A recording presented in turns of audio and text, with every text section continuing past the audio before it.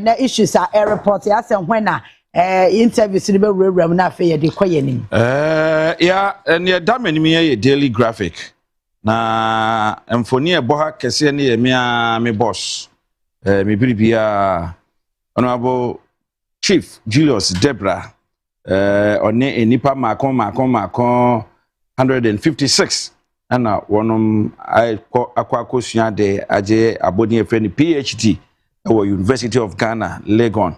Na wajiwe ni no say we dedicate the PhD no edema His Excellency the President of the Republic of Ghana. Okay, ya beba so keche ma me nkoye adwuma we wa homa no so emra. Lawyer ya wa no chefrem pon ewo ma homa no eso say wa wonim say ye battle with many legal issues. Enti yakoba de say was here agi adesua e di every edim before enchain. Lawyer no pai me pacho good morning. Pacho good morning. Pacho net say Onyame adom. Ya de nyame ase. Anopa so ma me na ase say wa chebe with time no e kakra. Wadaroma ya chance ye de ye ne wadi di court ho nkomo ama say eja mo brofo no kwabi o ha mo ka yetimiti ase kakra. Ebi so ho de amoka age se mo ambakire mu kire ye. Na de me pese ye di ho nkomo enie.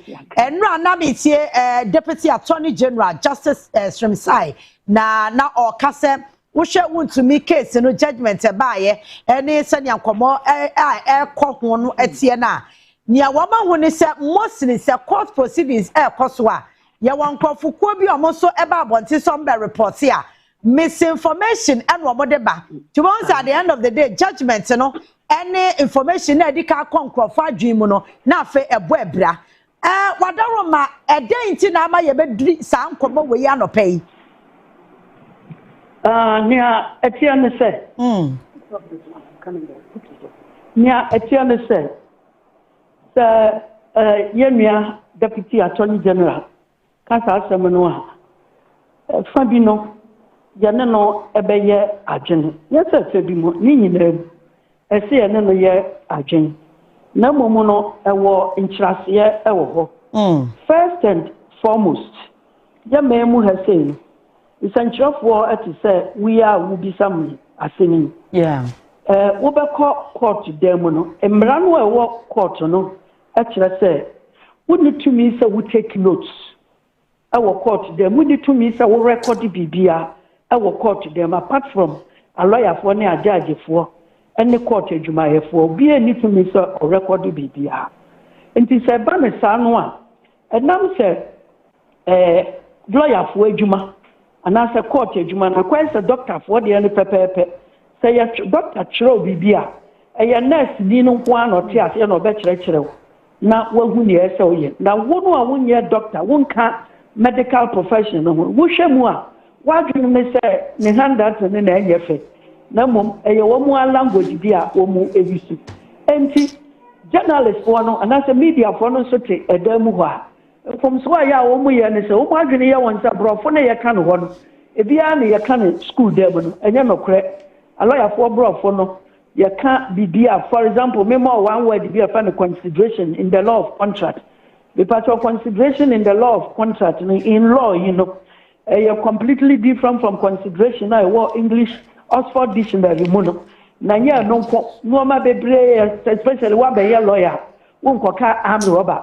obi o ye lawyer bia nka armed robber because ye ka robber asetre se kromfo a oye kromfo wiamfo nto ye armed dada enti lawyer ni fa armed enfa nka robber huma ni nyeye and so we read newspapers that bia ye tro armed robber to let you know say ejuma ni nya won ejuma enti with this handicap na ya man opportunity ma one record so ne be ye obedru abonten na obo a at least obi atra na se anan ye wa chro no obi aka say we say na ti we say na eti no na etumi amanadwuma no atosini ebia sajage ne a lawyer for no kasa wo mu bienu no eben na journalist for no so no wontumi ya ma kwa ma wontena ani mu obi wotie akire enti wo ye danye di nyina na wonsa ebeka anu bi nti na sometimes ye kasa wi a abonchen ne aye lawyer for no interview no na wo ade a first hand we nya na wo be ye lawyer interview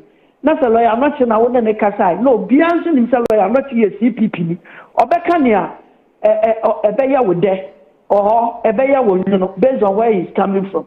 Okay. The second thing normally be etia is very simple. Any your personal prejudices.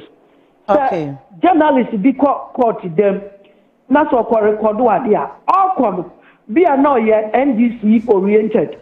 And the assembly or back ye can hope piano or your prejudice. Ojina wono na dwini na ye 90% NDC. Nti wo ka sem papa bi on tias ye just wo ka fa NDC kwan so. MPP need the same, CPP need the same. Nti ano so buama no kra pa esi wo court dem no. One kan kiro. Ebia so bi kra na ya che no. Na se yesi ye ma no bail. No mo aka se bia bail na ho ka na 10,000 cedis. Ana bail no ayakan. Ne lawyer kura me pia won yetumi na ka bail ho asem. Obo bisa lawyer no a enam se bi oye NDC ni nti no. Na NPP aban na wo so. Enti wo ba no waka something different. And so na enye no na police fo na iyoko na serious fraud officer na wo ka ho asem. Eye prejudice no ebi eno no. Then above all nipa no anso a ode ne ho no obetumi atwa ntro ade atre journalist na wo mu achro na ne yesi wo police station ana yoko ana court demo no na ya bato baby kra mpacho sa no ma we mu bi ana ma eto da bia ne ye no kre pa no yemfa nye adwuma ana se yenkan no nkyere nkrofo. Then last of all no any say mpacho sa wo sha o man we akoye oman bia MPP ni NDC fo na edi yanso na anytime bia MPP fo na wo power no anytime bia MPP na wo power no na NDC fo adwene ye won se woni pa bi kokoye bone na aban no ehwehwemu a eye enam so ye NDC ni nti ana MPP fo airtime no na chesa abaye politics. Sir NDC so na wa abem na sir MPP ni bi akwaya bone ne ye ka na wo mu no adwene ye won set se wuntumi die ya ekoso ne miracle saboaje die ne ekoso na wo mu adwene ye won se o ye MPP ni no mu opposition nti ane ye de sa de no ye no na member of two very good examples. Sir muntie 3 yeah mrantie me nsa ko ka asem bi efa a chief justice be who sabe o ma we ma me he na be ye supreme court judges na campus obi atumi abeye chief justice me he na free wukurom ana wo region mu because you produce just ma me and sampe wo region na ufi no free otwadi ampo bo wi ase besi na ye establish supreme court of Ghana edi be 150 years or so that be na wo wukurom and wo whole region na produce bi na watuma kwatina ho asupa mami na chief justice na pamfo at the mra so ema wo contempt number of months no mintume nka say dos just about 3 months or so yeah 3 months na ko patria nka ya mousa asutwen yeah the whole NDC for a war memu atrochon class had the command man peni oti akonwa so enam se na NDC for na ti akonwa so na omuhu krofo train se woni pa ama ya show man peni ono so ye prerogative of mess ayi won PA, which was, I believe, very unfair to the judiciary. So the meaning is that you are such a precedent at all. So be back. No, but the judge of whatever not judge be crab bonwa, depending on particular what power. Nipanada so about them and Albanian who every and yet and MPP so I had the same bonini be. Master, so what share Amansia and your friend say other parts of Ashanti region. Master, would to me company no. I hear Juma or we customer is still a while. Ya won't call a boy had the tea anyhow. What Fred doctors a Bissau a any Western region. On the impact of Galamsey apart from insure and no.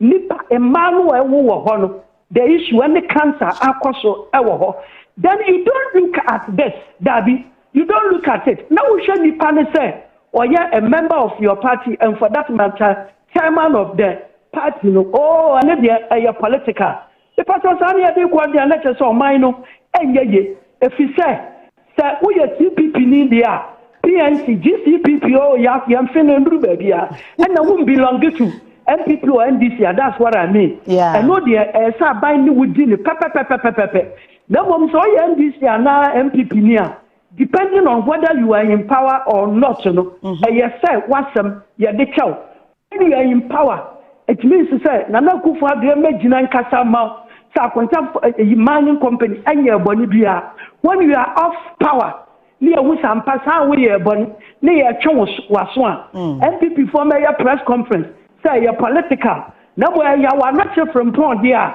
onye obi anya bi mano say okokodem nya sa na ye chechiro man na me ka ba ku bi de atwato a MPP for ye ade bi asamre no say ye bo won abaso won pani ba ko ye nyina ye nua kanadi e Japan abra obecha bi lamte ye chairman papa ko bia na no ka asem bia e ma enu nti ne hukoka edwam me pachaw almost immediately MPP release the document a letter signed by the chairman obecha bi lamte say MPP for and support to ade biara a chese ye betu aban na announce say di chichemu beba o man we say enti asem na wo bu nua no aka no broni beka say they dissociate themselves from it ama ye nyina ye bo nsem de ma wo ansa na kire Nyankopon adom ye nua no so nya bail and na wanya nitie didimu a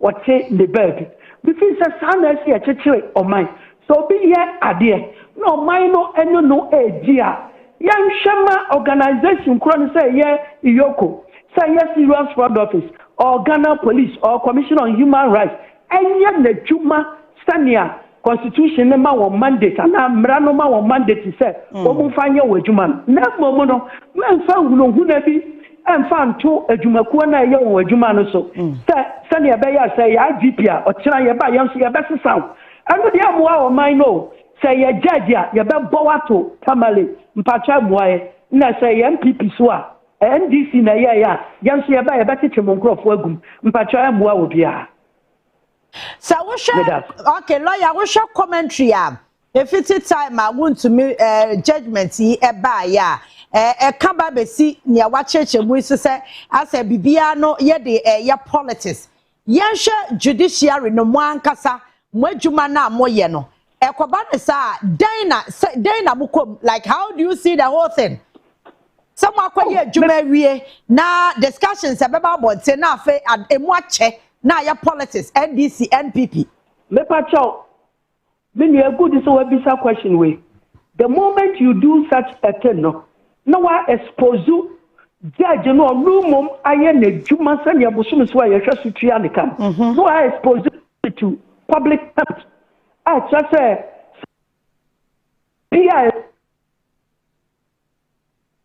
kuma bi ani efa na met so wale oye journalist obi anim so nko wi a obi ade wo o main ha and so people nutrient free ekun na besi nne yehu nipa okun no enche bia doctor bi banker bi commercial bank deputy chief executive Ghana obi kokoko nutrient ekun no ya hwehwe mu na che sai se loan bi a efa ba bi ono de o ma ho kwan ma bone enya adwuma ukọ some African countries yetumi kuku judges ukọ South America why you kidnap judges there bia nke me yakwa akiri ya man Ghana ha say there was a time ye chi a judge 4 million sa ekokokum won a aban ya ti akonwa no so no nsem asisi mu no nye ni nyina no de ye adwuma anya say ye de kwa yachi enti niame pa kire ne say to the extent say sa judge 4 million say wo mu ye kum won ya 1982 na ya one statue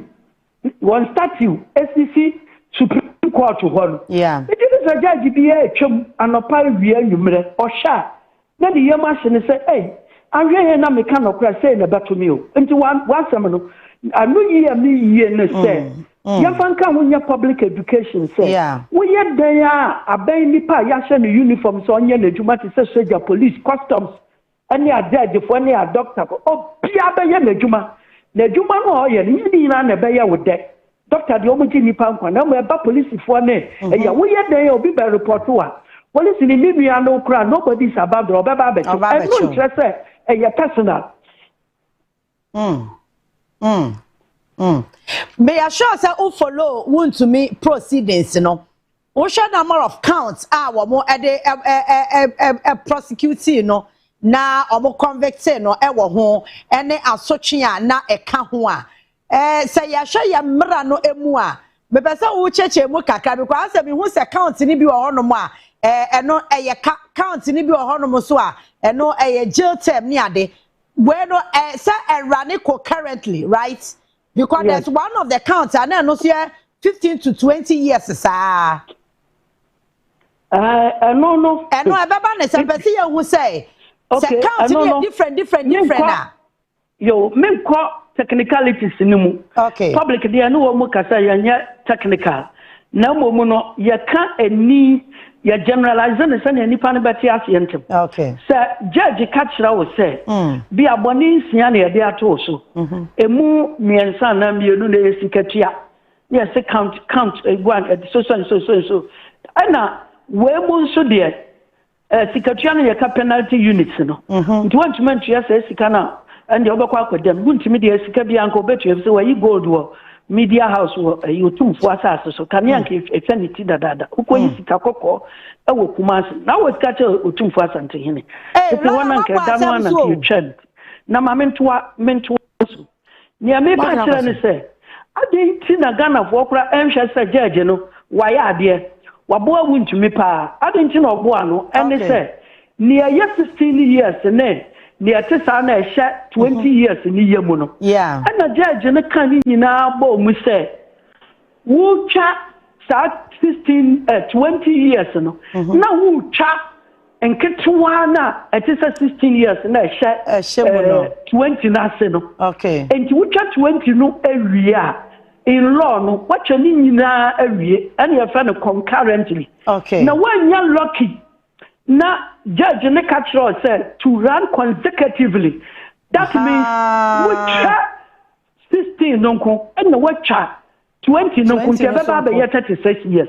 I didn't know mine no anxious Judge no ehu nipa no mobo. Ebiam Judge no what to me say minimum sentence kura no 15 and the maximum no 25. And all do say middle ho. Now one maximum of 25. I don't know what share this. Not saying so. Judge no what in Yinaswa. Okay, kaya no kotu ni na ni entira. Esa ukoko dem. Na bom ye kasa your political trial ne dia. Obi ene wo in Yinaswa e de kire say wuntumi ye ni free monkwa ni baby. Se mi sisu an ya meka ne say. Adentina let's say Western Regional Chairman, and a Greater Accra Regional Chairman of MPP, and then I'm ho. Na young friend non court. Say, Omna may you one. No one want to mean a friend. And your time, and your charges be against him. Want to me has all the resources under the sun to bring lawyers even from Britain. And on one who is an aircon. M1 no can so near buying a chain manswam obey him say. Court asemete nke obetuma ma case when ko obetuma di be 3-4 years and ohun say M1 ne yakeka ko na enye enti atwitwa anu ma so ententem adinti na won share from that angle na won say ono wuntumi na at a certain point na why ade he threw in the towel in term another point and so ne say or your first time offender and a judge no so hu ne mobo kakra what the bar made now want to me who mobile nyano because every day in and out so Western region near Santini Eastern over number of people like a jelly woman every day a more minimum no omu a Sonny Sophie you contracted now you papa we you know excavators ni we are bibi or this side in Sasi near the one young kwakotum obi antini din because onkuta political color bia who kuta political color in TSA political intimacy. Judge, you know what? Enough reasons are already were called to them and to a jail.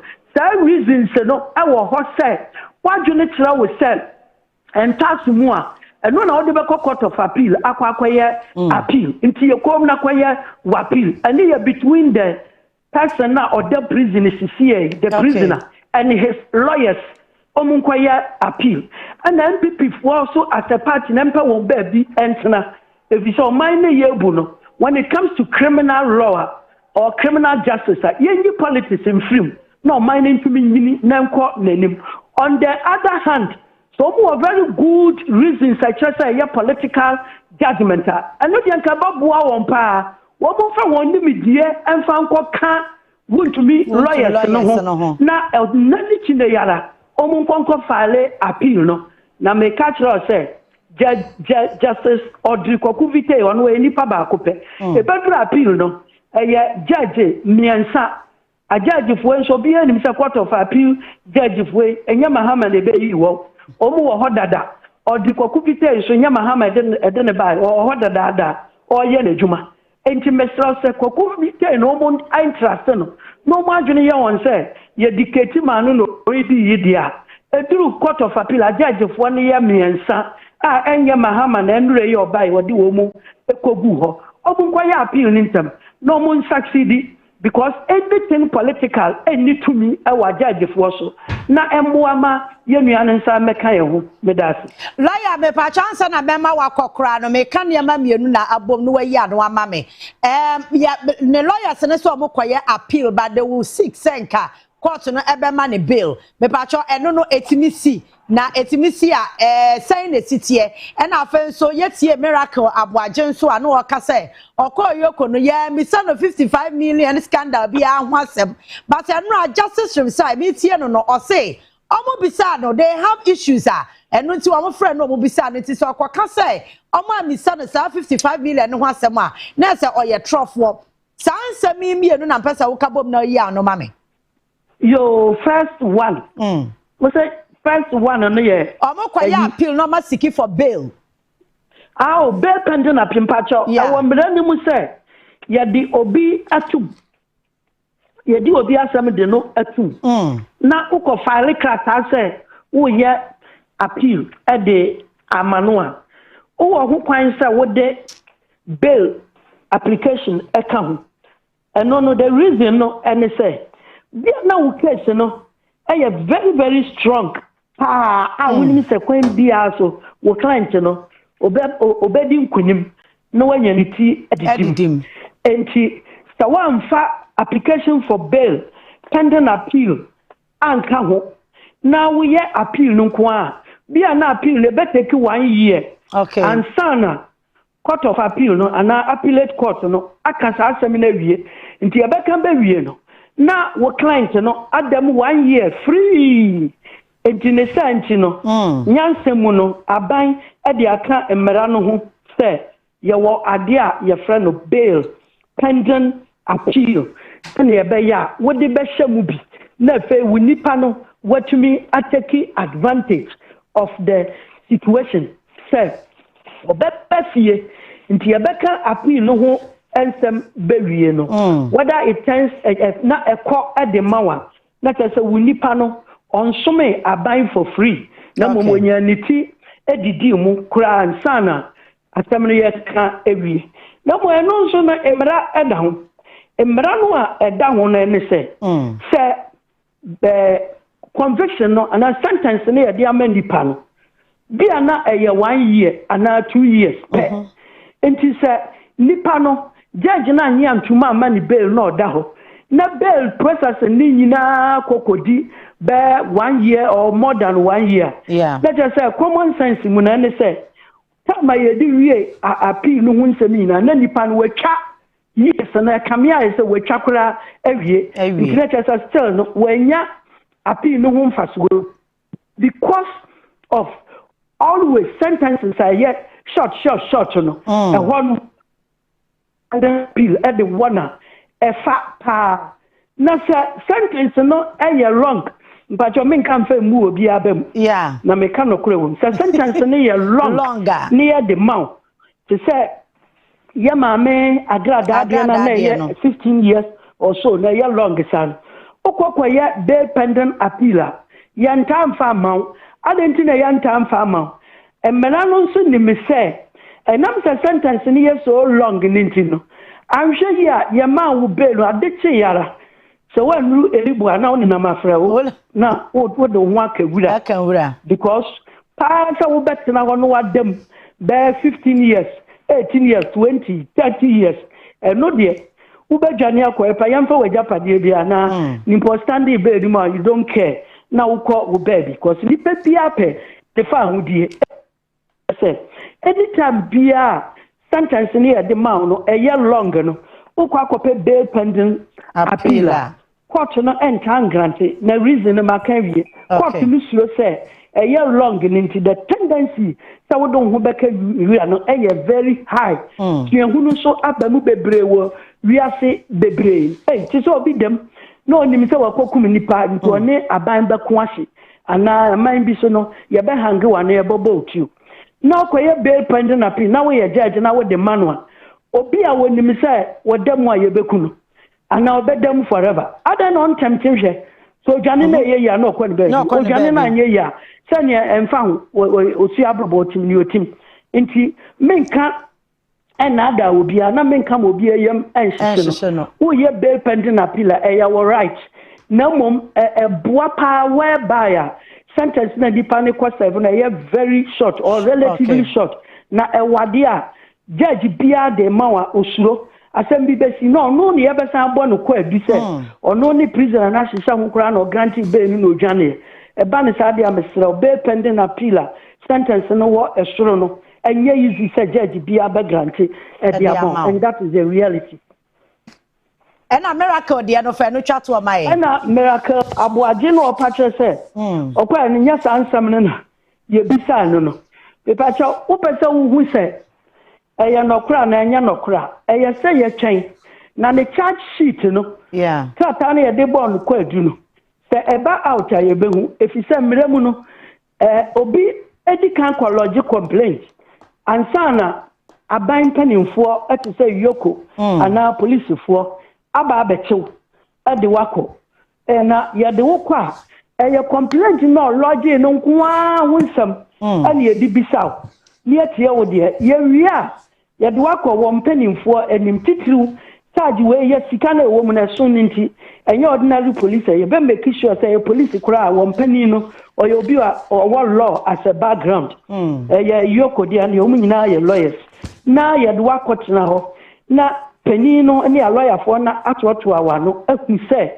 enye frivolous bia se ye ba be gina court a waste with time ane a buying time for nothing na mum prima facie case because bi o ma substance wom nti ese wo be gina aban anim e wo court eyiyi ano na wutiye na ensama bisa ho no na wo so wo twere wo de no anya no ye de beba court room dia and you say they can't take you by surprise in the on technical grounds ye be jamu ako na mpacho ya titi what biology complained against you say sabi o me de kan samo wakwa ko wia na de na wuduru police station no nya no ho asem na ebisa na mom ukoko gina ba bi kan nya me sama yeso wa ye dede eno ho asem na ye bisa anya ne sade no so no mbakiro eno na police fo na bakiro no mo di aba court nti yamba ye ho mmere kakra bi ne yenhwe miracles aboaje charges say de baba bobo no court dem no ana fei so say nya no ho asem na ebisa no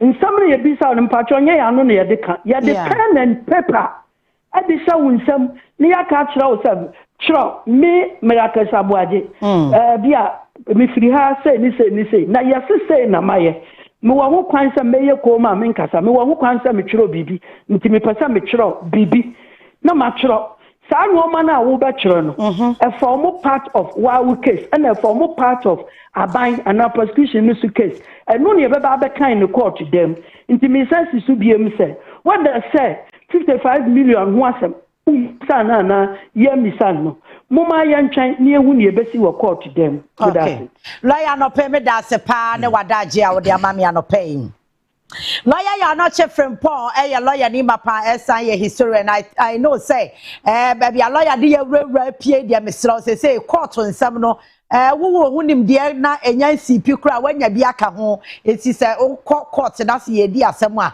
at least you have fair knowledge of it se ne be ya one more year misinformation so bano be hu ha wa be so ne so because catch over kaya time na won tumi asem na ekoso no lawyers are no mo gina mo de ma me fa say NPP lawyers no say one DC lawyers and NPP lawyers what ye NPP lawyers na one ma say mo ka no na ye different from the attorney general so ne nkofo be ka o at any point in time no now the lawyer for want to mean and for can different and attorney general so they are also cannot answer different so mostly no now me dwen ho say now say me where you can there where you can dey now and enya asam kro na na ekoso wo court ho ana yeah and the same cross examination ekoso wo court ho but you see different explanations oh say lawyer are not from Ponka because a chunk of Ghanaians are not lawyers. Yeah. One more a two foot rogu ni da. Yes, I call the broad interpretation now. No, one more shut down. Sat what percent not some more there. Yeah, there. And one becan who cry was a minimuncho. That's like me, Minia miracles abwaje. Yeah. I've told you we come from the same house. Our latte. Also, acquire in Bissan 55 for no Masem. And today, my dear son, a genius, why your friend. It's me, son, your lawyer can say, why you be before Frabukra, now worse than 55 million. A beer. And see, court proceedings and a beer, who the amount involved, any the honor so because in this case, or no counterparts, no more can honor, a accountant, no, or no, what you to Bukra that was to move Tiesicano. What yes. And to what's in here, no one simply so as some pain, any bisao. Mame kwa homano somra na mene ye nyina ye papa nkodim komo na ehu hia because they say senia enkomo no esi ekonom na say piesie anto ewo ahoma no eso wa bempa ba no politics ho ade kira ye kire wo university a wa kira de akọ retirement na Ghana ho abakosam so de wade akire kakra edisi ekoba no say ya na ehu behia say ye to nsafre empanyufo etisa na no pay wadaroma mechia wo ejoso ya pacho da ho ti say me ho ye na so nyame adom ye ho ye na no fa kire e mesa ahoma no gya ye kwam nti e ma ye nkomo na ntimi anwie peye obese me she me spark me kana na ejadum ya fedie ntitu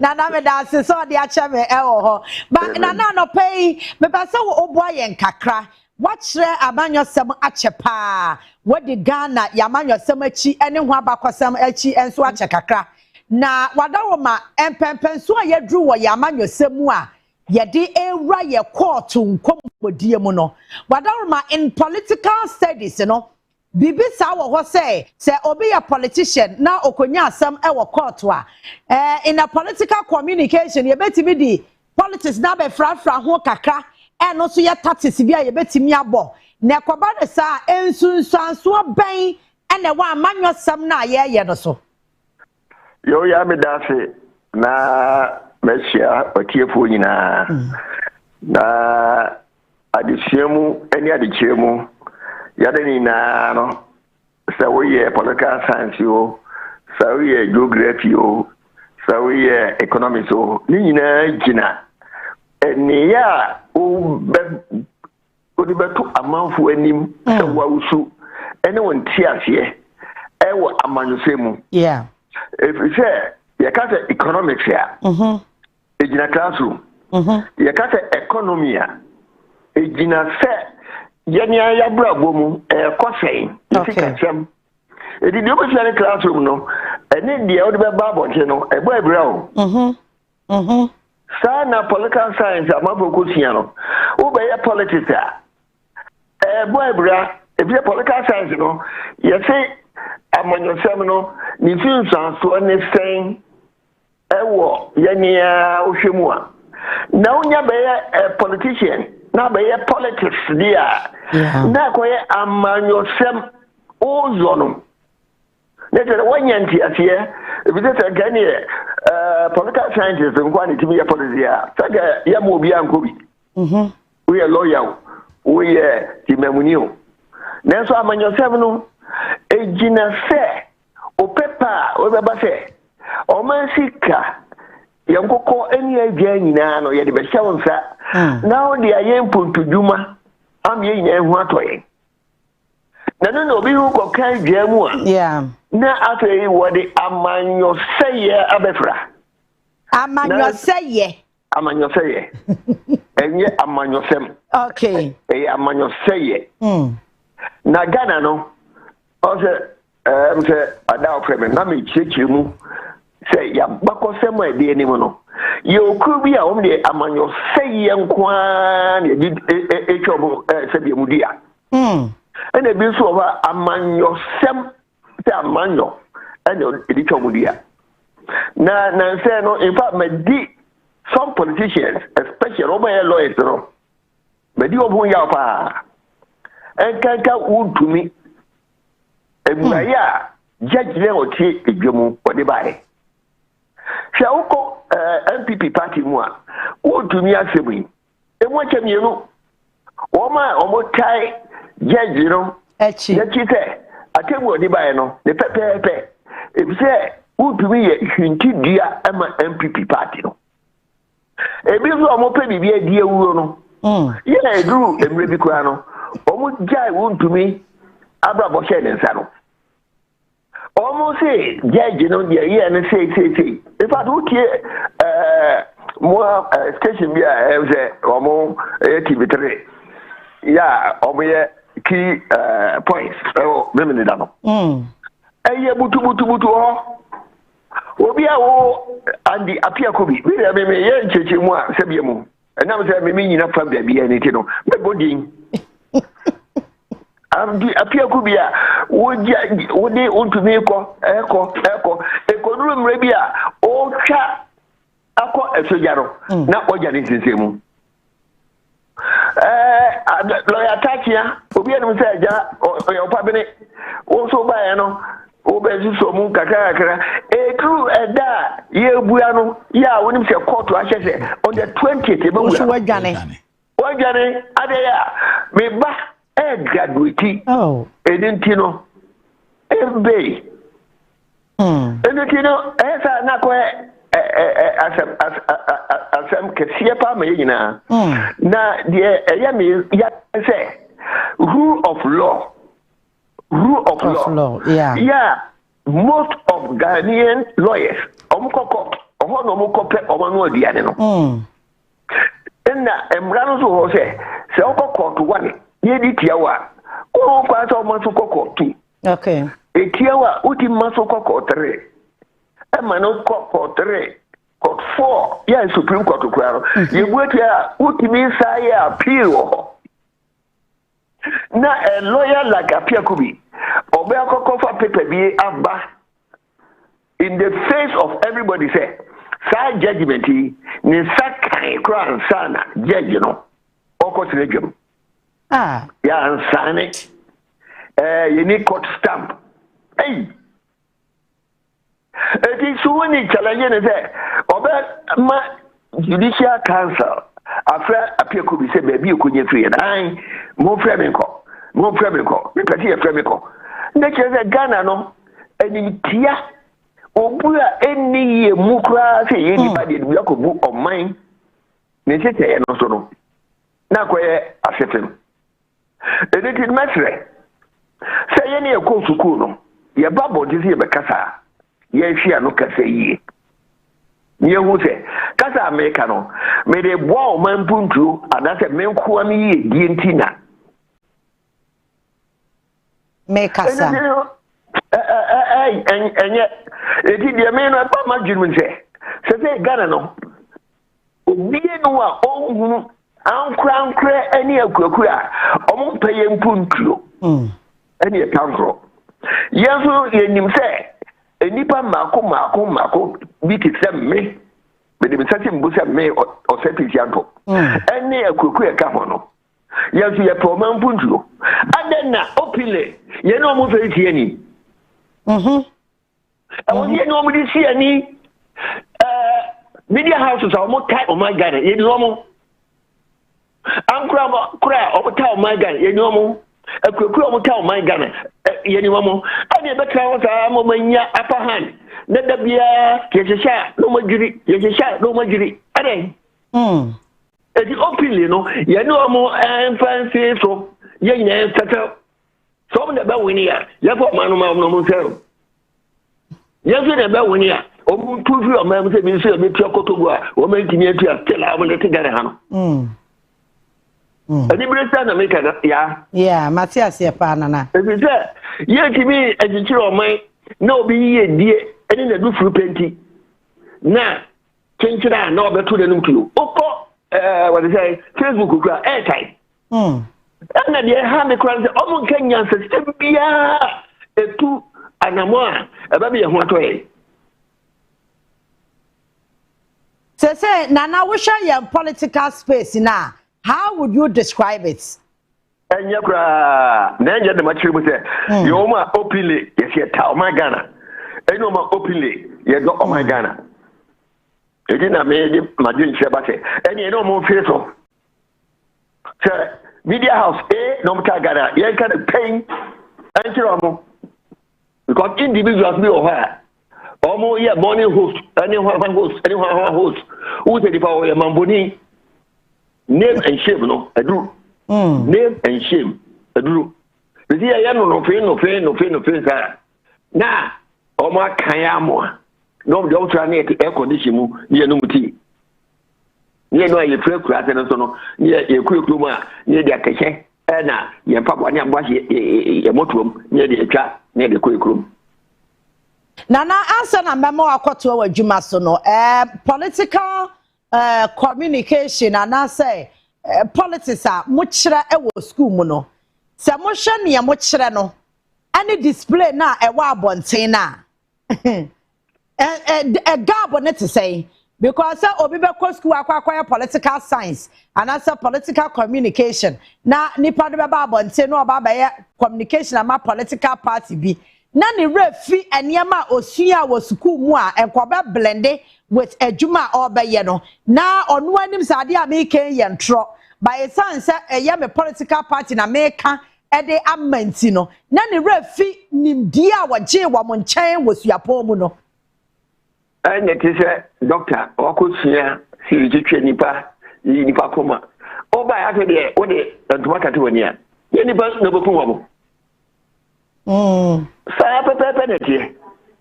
Okay. It is no one okosua na so afa anyuma no. Afa anya adwuma no. Enye so yehu no. Enye owu. Eni na am say bill be of parliament. The to be na me parliamentarians be do obo yaw. The be especially with NDC majority. They don't happen now. Majority abunya nyankopon na be ma Ghana. Yeah. Tembra bi o ho a mo hihye team na ameyamra na je amabo bi a obo ya mambofo. Ebi ni misinformation and disinformation bill. Yeah. But all me who then. It is a bill no better that who na wo se o kasama party next one o cha. You bet you. Sure. Then to be drama who pollute the atmosphere and say ni panda je ne ya gene. We o maboni. Sabelo pedi. We will say NDC majority. What you want pedi? It is never be over Yankopon the chair that's a well who Yankopon no peer and Canadian or the best family. It is a majority to test about boom. What more can you say? I want to put it to you, Mr. Speaker, not emigration. Number four, and now we are the NDC majority for Hoyao. Yes, in Parliament. Okay. I'm saying it without any contradiction. They are not using their majority to correct the ills of society. When you say a true culture of life, you know, a DDM, I'm obia Sorano Chatro. Yatama, Nipan the Chatro, near Coba, if you need to, no Mianano. If you need to, near Mianano. Ah, the brother, yes, she said, nothing, Ruba Quacogina, not only MP, near Wakojina Court, then you want to say, who could chat, or what in the chat room you? Debbie. We are political communicator. Now Kojina Nana Yakiti program so now could chat raw, natural, obviously Debbie, Yoka de Tro. Now you don't call near Jilua, about could chat review. Debbie. I said, Bia, it is a pro, the Bia with the Sapua. No, I'm finding Sapua name, ye pro noir. Would you like a Kirisana is Yashi?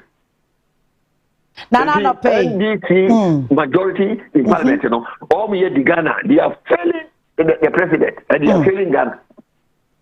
Because the Jamaican Musano, and you hold you on no. Nana no pay me that say.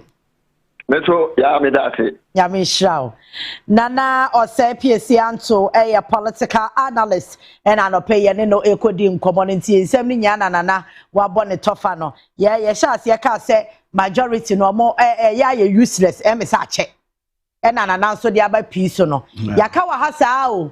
Say majority na nyakopo de ma NDC for no aso mo nhye dan value numbers no na mo si kwa be ko chamber ho no na esanse numbers na bu o mo sunti no wo be ko no na spaces ni didem say just say parliament problem ko because they know say even if 1/3 of them are compass still they have the numbers to approve or disapprove nti wo mu di enya chale one said the last time I said we make sa mo de me bua be bra mi o me say mo anhwe ya ho majority ni de nyame ya doma 2028 wo benya o but sa overwhelming majority na mu krasisi a na be free monsa especially most of the constituencies na ya NPP stronghold a mo je ye no da bia meka kire mo se na be ya nyame ya doma 2028 ya beto abado ne nyina ti nkwamu ne ehun sunsanso na mo be ka se ya titi kan. Most of them more relaxed and I'm real film who say mono mo ye MP so. Wow, I said they think say abine perform it. So abine perform it dia mama relax it. Na the real film who say wo as member of parliament no, wo ye individual. Wo constituency be bu wa time based on adwuma wa ye o. Anya political party a wo dom 2024 abana ye to ye no. Na your second independence in Yajama Ghana. It's who fam. You won't get it a chance in the chance, no. You won't get it again, no. 2028, you'll be measured, judged, vote for or against based on your performance as member of parliament. It is a ocean as a baby I'll sit now. What's this no? A NPP stronghold to see it here. So. Na man ko rely His Excellency John Dramani Mahama Jumadia all year all put the economy no back on track no we rely we no so nko party ni be win wo as MP no you lose ya ka asem kire ma mo de ma muntie e kina ye nyina ye te ya ka kire no mo de ye bo e bre yen me de ma ka kire mo ya hwe na enedalis ye mu ade papa ba nkra no sa report ye Ghana Medical Association demand single use plastic ban. I may say about Betudja, Environmental Protection Authority. That's EP Canada. Yes. Am I by 2026 January? Yeah. And I'm so proud I may Adomwa watching no 28 year EPA for a call Makola market. Okay. And only a can say my education sensitization. Now near Ghana Medical Association for a can say and yes environment in kumpona a but a high a mayan yare say yes a cancer yadia would be brave rubber so styrofoam no petrochemicals go ma enya ma ye nipadua anti utie aduane gumu it's a poison and as chemicals yeah. So dear, it takes a long time, a gradual process, and yadakona. And you won't say, Yadiana Quaque bebre. If you do a few being peppers, will be now hunia. By EPA to me, Emma Sadi way a year, Jumaka Bemete. Yeah, said by January 2027. Yeah, Naka ye jail rubber bebre by ye use Ghana. Yeah, EPA 8 me wa EP platform so now I can tell you an authority say and amoni de mu betru o materialize no egu akwan mu a EP for massa plastic na de okubeya na omo de and say no are we going to get a replacement? Definitely there's going to be a replacement. Exactly, so we need to start introducing some replacement as soon as possible. Na yama enkrofo fa o musika measure sa business ni mo near starting rolling it out. But ya kasi ya twanya ya nya nkyerɛkyerɛ kakaka nkyerɛkyerɛ de mo be ye enokra ne papa m kra EPF or some better airtime or Accra TV Accra FM. And now more education proper. Yeah, my boss with Tiani Ninchi Kakra, Baba this. And I'm a catcher. Professor. So I'm a sponsor. And I'm a Cluche Brown. Ebeba. No, I'm a sensitization. No, because how can any problem said 3 million bet you? Yeah. At a go. Yeah, Guswa. What I say? Education, but definitely Professor will be here one of these days. So, Dr. and Kasa. Some Matthias here. What wouldn't point to them free bad? Yeah, and if you beba beba sponsor program. Yeah. Now young educating, now young shop programs so be rolling it out. You can't say businessmen. Any one more musica no for musica measure. That replacement now ye de baba ma Roberts no. Yeah. Into a say ebe January now ye rolling out no. Now you were enough. Demand the no bar, you bet me a supply. Because 1st January 2027, I bury you. And that's all gets with the August. I can't 4 days, not July, no, yeah. I can't barely 5 months. All kinds. 5 months. All kindness. Yeah, I mean, 5 months. I can't 5 months. 5 months. It's what we have to do is, I also believe in Nyawokano, and also there should be education. Because a lot of our people don't understand why. I was a banner robber. Obviously, now you me yano. What you ma yana? I said, I'm saying, or say, na ya ye bedi. Yeah. Hey, and to the obedient in the who the individual, the obedient, any pen. Yeah. EPA. We have a lot. EPA, Environmental Protection Authority, is doing everything possible. Say, near say, piano, and Edgemani, Jumeponi, piano. EPA will do it. Nanwana Ghana Medical Association for so a demand and she enone asemwa. Na me mano guswa na meka say yewura Julius Jebranso. Ya bonabaso. Yeah, PhD come up. And asante hene enso so asre appointees. Ebiana na okay to justify their positions. Ya kamia say oh say amanyofo no epe tumia. And the answer omu ye biribia ama. But 2 minutes yaka omu say we are no omu ada. No mada. Na akwabi njom o say wo mu ada. What you say? Yeah. Enti asante hene ebo omu kokko. Say mu positions na aka mo nsa no. Mo nsore na mo ntu ho na mo ye biribi na emfa so de embre wo my Ghana. Unya daily graphic bia Apinto Traditional Council 6 indigenization of mineral resources. Ye to go di wo ho no mo sa wo mo akwan ye. Me papa me diet at Obinko, uko ni kuromu a akwan ne enwoma bi enye nti Apinto na nanam ahemfo atrankunya se wonu besan renew wonu ma 25 goodie no ho license pa de ende la unya area be wo western region wo takwa yeah na se gwa yi go back if we ye ka so mo go back e sa che na che yes wo mo tam so ade should go back yeah. Ya wa Ghana for mo so ba sika metimi aye mine no in the proper way ya fa mo na sika ninka kurom ha na no ya kan budget wi enti importer gold board de ama Ghana economy ya ni nye ho and na businessmen timi ya projection on how wa mo de o sika sembe tutu ye wo ko fa ne ama no wa brochira ba ati so nim se dollar no the next 2-3 months no ba bi ejina no nya de ba hwiri bum ni nyina gold import na go back for ya besi ha and wa mutu ade na kakra bi nya na se kra na gold board ayere ne ho a hyembra ama mutu mu 30% amaye a ni nyina kwa mo de ko nka mo de ko ni nyina mo de ko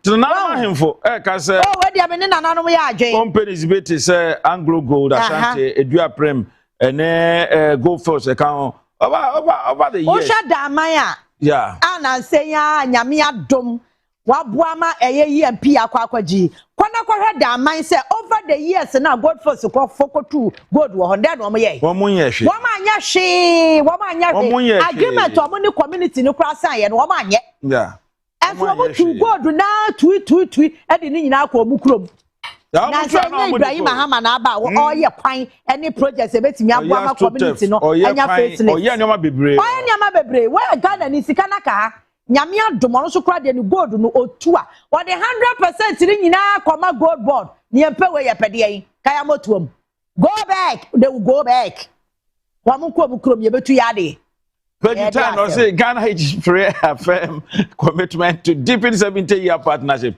at Ghana yene Egypt fo nkita hudi a ewo ye ntem no na ye hyemu kina Wael Factory a ono no Egyptian ambassador to Ghana na wone yakasa ye de Ebenezer Oklete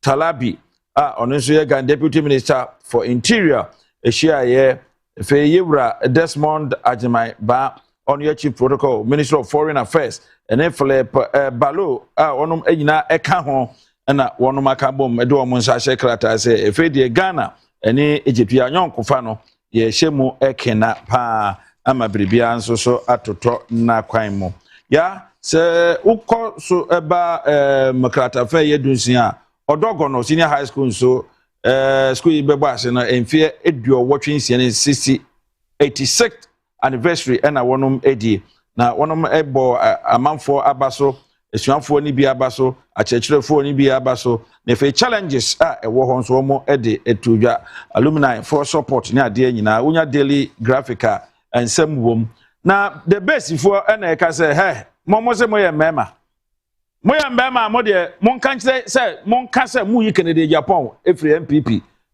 amanyoku na mo bete mo dwe eno so ensem no edoso 93 million assembly payout boost grassroots governance according to Dr. Fiadomo onye bia ensem no ewo mu ankasa obetimi akenkan daily graphic ensem no edoso graduate urge to build careers with purpose not just passion and then so her government irrigation project near completion media budget review na course no yewra to force e ka kire ye na efe ensem ahodo odo na ewomu enso so ya the daily graphic na to nchen a Republic Press akasa or say OSP on trial Deputy Attorney General says office was created by ordinary law not constitutional amendment unye bia obehu efe NDC amanyoko ni kasa ya Madi Jibril or acting IT director Nimfoni Daha Ibra Johnson Esiedun Ketia chairman of the NDC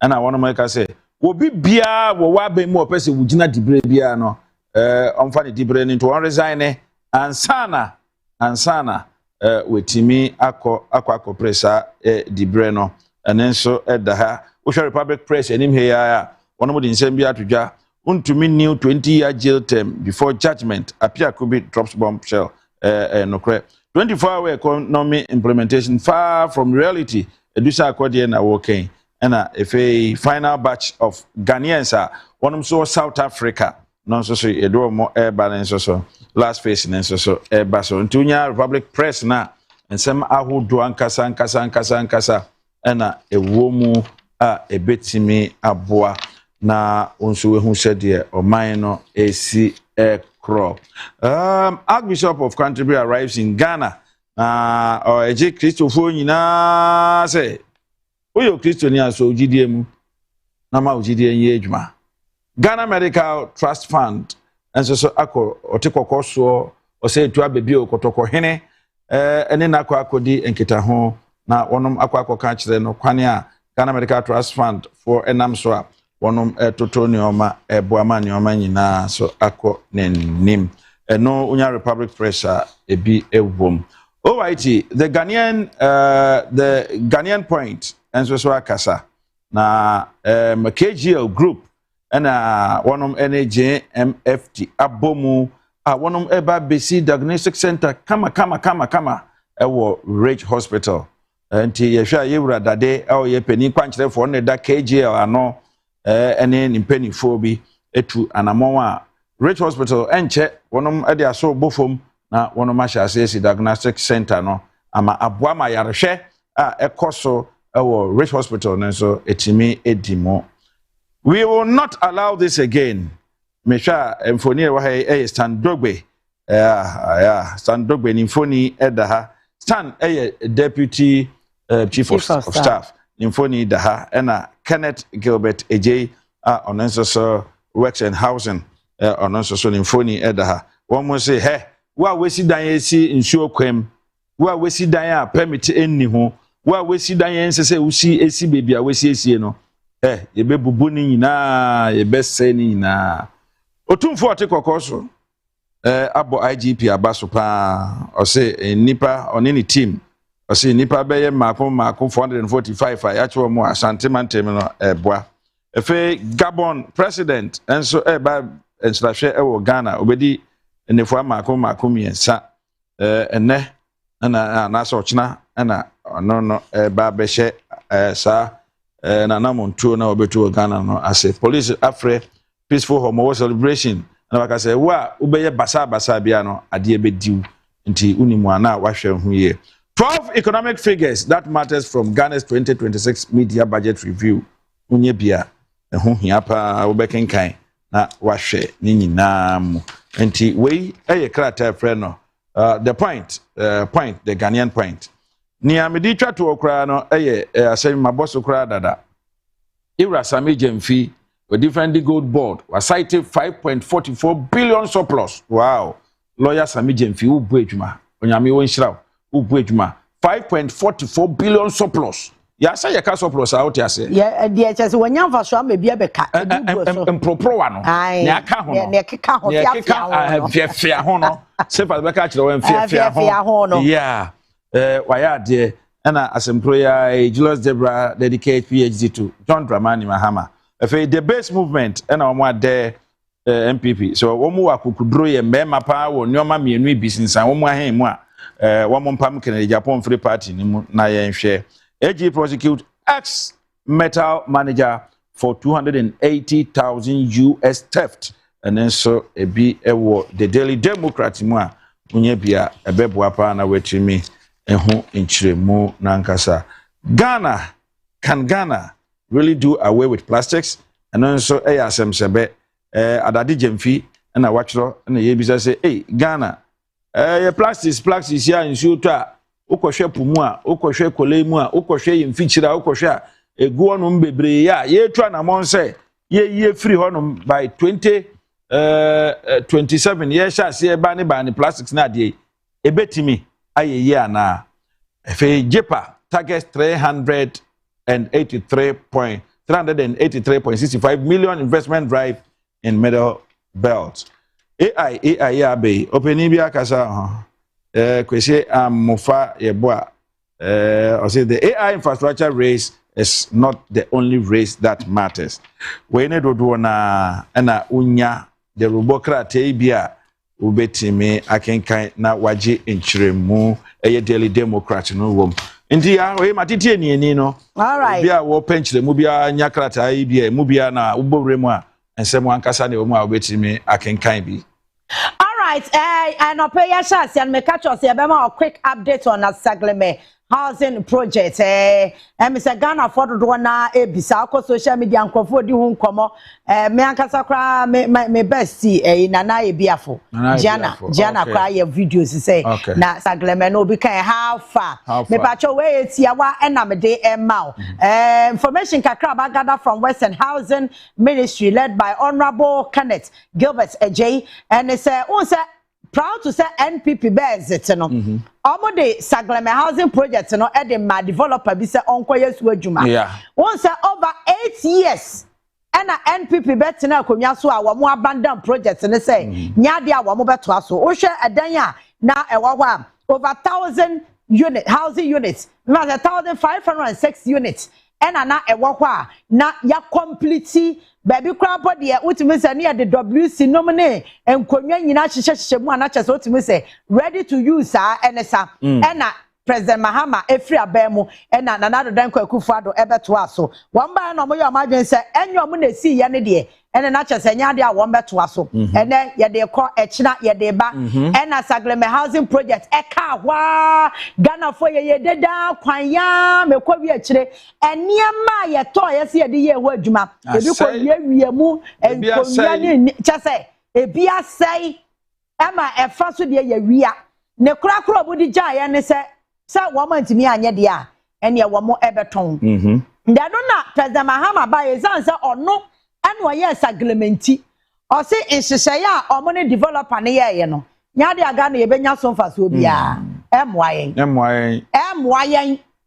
enti wakwa akwaje document ne say Attorney General sanhwem na kwan ya befa so o my Ghana ye benya chefa wo sagleme project ni mu no yensesa document no na developer ne nte ne ho asese enya onu kwa ne de ye oni o man ne de ya ti ya ne esi ya de na aban bi na ba na so won de one part depend no one to aso ene bedi wunsam bia usika kwa wuram enti ye kase ye ba ba ginu prenya na ne afa ne betua judgment debt ne de keka ho de ya ene ye be sesankra tanti ase apam na ye ne wa ye no se na be ya nka percentage dodo a eya wo de ya ne ye be hwa aso na aban age chefa ewom se be ya ne aban na be control ti me pa cho mo amani abra mo pesagleme update no eno na me de ama no so far so good document no ewa attorney general ho a enche obewie na ne nyina ye ne papa mu se Ghana ye benya chefa ewo project na yankase ye die sika ekokoye ye no NPP for de eka wo mo nko a kwa mo de for sale abon ho wo maton president Mahama se wono na ye na ade it is wabade a oman no ye so ye wo chefa wo mu ntia wo se asesan krata ne nyina ehun nkoma a wo mo ne developer ne di wa ban dada na breso ne asesa no na si uti se de ye pe no oh man ye be benefit na afa ye to aso to me pa mo chow honorable Gilbert J Western Housing Minister adwuma de 7 previous papa no wo Bobby yes say oto akwadua do yi nimirika adwuma wo ye bi pa se on kasa ho na mama kasa oto akwadua no yi nimirika no enkofo person ko mu se no oja TV so no ye dede no kam na wo de nam ha no there be ono ye slow by sure action speaks louder than words it in adwuma o ye no actions ne ye more eche ne kasa ebeba abonten to me pa cho be say very soon Sagleme housing project no will take another shape na Ghana for yenso ye hu sa bana ye to ye no ene gidi a ye nya wo president Mahama mu no ankokwa me ba cho ofa answer ne beba phone lines no so no ka che yammo ne ba bi su tel na Ghana for ma ehu media budget review no eni so se o hwa budget na ye kan ye ni nyina ejane ma ba sem ye no miensa eso said your mine economy anyini send ye Ghana city no wanya ahoden a wone dollar ne de aye de e de apemani eno achi ade ba ko ye ta hwe ye inflation eno so ye be hwe ena ba ko bi su di mu akotere pa ye friend GDP gross domestic produce right eno so eka ho enti sa wo hwa ni nyina ye niam budget ne ye kan wie na wante ase a eni obe hu se wadwuma ye okesene ni na asemi kura o mka ne sen me ba cho sa wo hwa honorable Atoforsen edi kama ye background a kire ye senia state ana Ghana economy wom every 2022 edi besi 2025 so hwa city no depreciate ye ana odi ya hwia enye ye nyina ye nimsem wo hwiri ya kodu 17 cedis a na cha se nanim agu ase pa dollar mfane ye hwe eno ya de ya affect economy no very big eno dan cha inflation CD 50% eno na ma edrum rebi ukoto ade a wo dane wo ani so beba no ni asatum eno no nsunsanso a ewo inflation se hwim obi si an ada ne inflation aba single digit ne da so to niamam ya to niamam a kire se kane na ICD 50% na boom no se slow pace echasa se ya tumu be 2 cedi mire bia eno be kwa na bia 20 pesos na e de ato so eno nkire se yes inflation aba from a eniema bo no e wo se gina ba bia e gina eno achi interest rate a na okwabobosia wo bank a na ahwiri kwosoro no eno so nyame adom aba normal asese eno so hu nkomo epie mu e wo budget no emu eno achi wọ́n sẹ́ edu baabi ni ekọ wiase adwama so aye kopa bosen aye mayen be kwa ni ho ka dọọso ma obi asuro so ma ye bosen aye ntimi ntua because okwa bosen na ya Ghana ha na wo ka kire bosen e bia 20 cedis a na wo de e bia 2 cedis so a o de sika ne ba na wa bro 22 cedis enya sa wo kwa international market no so sa akwa bosen na bia ka kire wo international market wa ma bosen e bia 1 million Ghana cedis a insi huna esi hono wudi kan service eno ye friend say wo service loan no interest enti adu ba bi no interest na da loan no so na was ye tuatua ne kakakra ansa na baba to sikaba no na interest no po ye ntimi ntua enti sikaba de order ne be ye utimi ntua ti adu ba bi no ye kwa wiase adwama so se ye kopo bosia o mo se da bi Ghana ya mamo mo de ka mu ntua mo ka de pa ne nyina so na ka no for ata data bank na etu yemfo na law firm ba ko so etufo mo nkwabobosia mo nkwabobosia bi na ne ekwabobosia na data bank age ne commission kama pa asem bi ani wo so no de na adwuma no wo ye right but the more na wo bobosia no the more no obegya mfaso eti sa na ekoye enu achi wo hwa individual bond holders wo mo so wo ede no kwaye bibia ho eda ne banche na wo mo ede wo mo nkonwa ekwesi finance ministry enya afa na mebebo mu nkuro ye nyina ye nim eno so ade abaako a affect economy no pa enu achi so economic crisis esi 2022 na honorable atofo se mayete ase se enye se bibia wo bia na si ye o die si ye nyina ne se ne abobosia by heart excessive borrowing ya bobo se boom boom ya boso yentua eno da nchen a lack of accountability chese bosia no kra ya bono ya mpesi ebebu hu akonta akira Ghana fo am mate ase se ya bobosia wansi ne yeduto nsuo bottle baako accountability eno na time aso a ama nkrofo ani abro mu hu do mo yom ho enti samra na ne ya bobosia no boom no ne ensa so kra mu hu akonta nkira Ghana fo ti yakobo ayabo yebedi ayedi si edi no kwan ben so si ade to den si ade to jede si ade to beko enfo bia ho because they feel say we are not even entitled to say be on be accountable to us etie no ho asem eno no eno achi or say failure to level with the people of Ghana about the true state of the economy enti edru mra bia ne hu say eh adi jinsabu o mu kwa IMF amosi yanko ya boy motuam we are not going to IMF today. We are not going to IMF tomorrow. In fact, we are not going to IMF. The late John Kuma, Nyame fa ne kransie. What guys are the video no? Our parliament. What can it den. Owi na so for papa. Apostle Kenoforiata. And also beji microphone no say Ghana for ne titru NDC for that time no me opposition. Say I am kwa IMF, IMF, aden ye kwa IMF.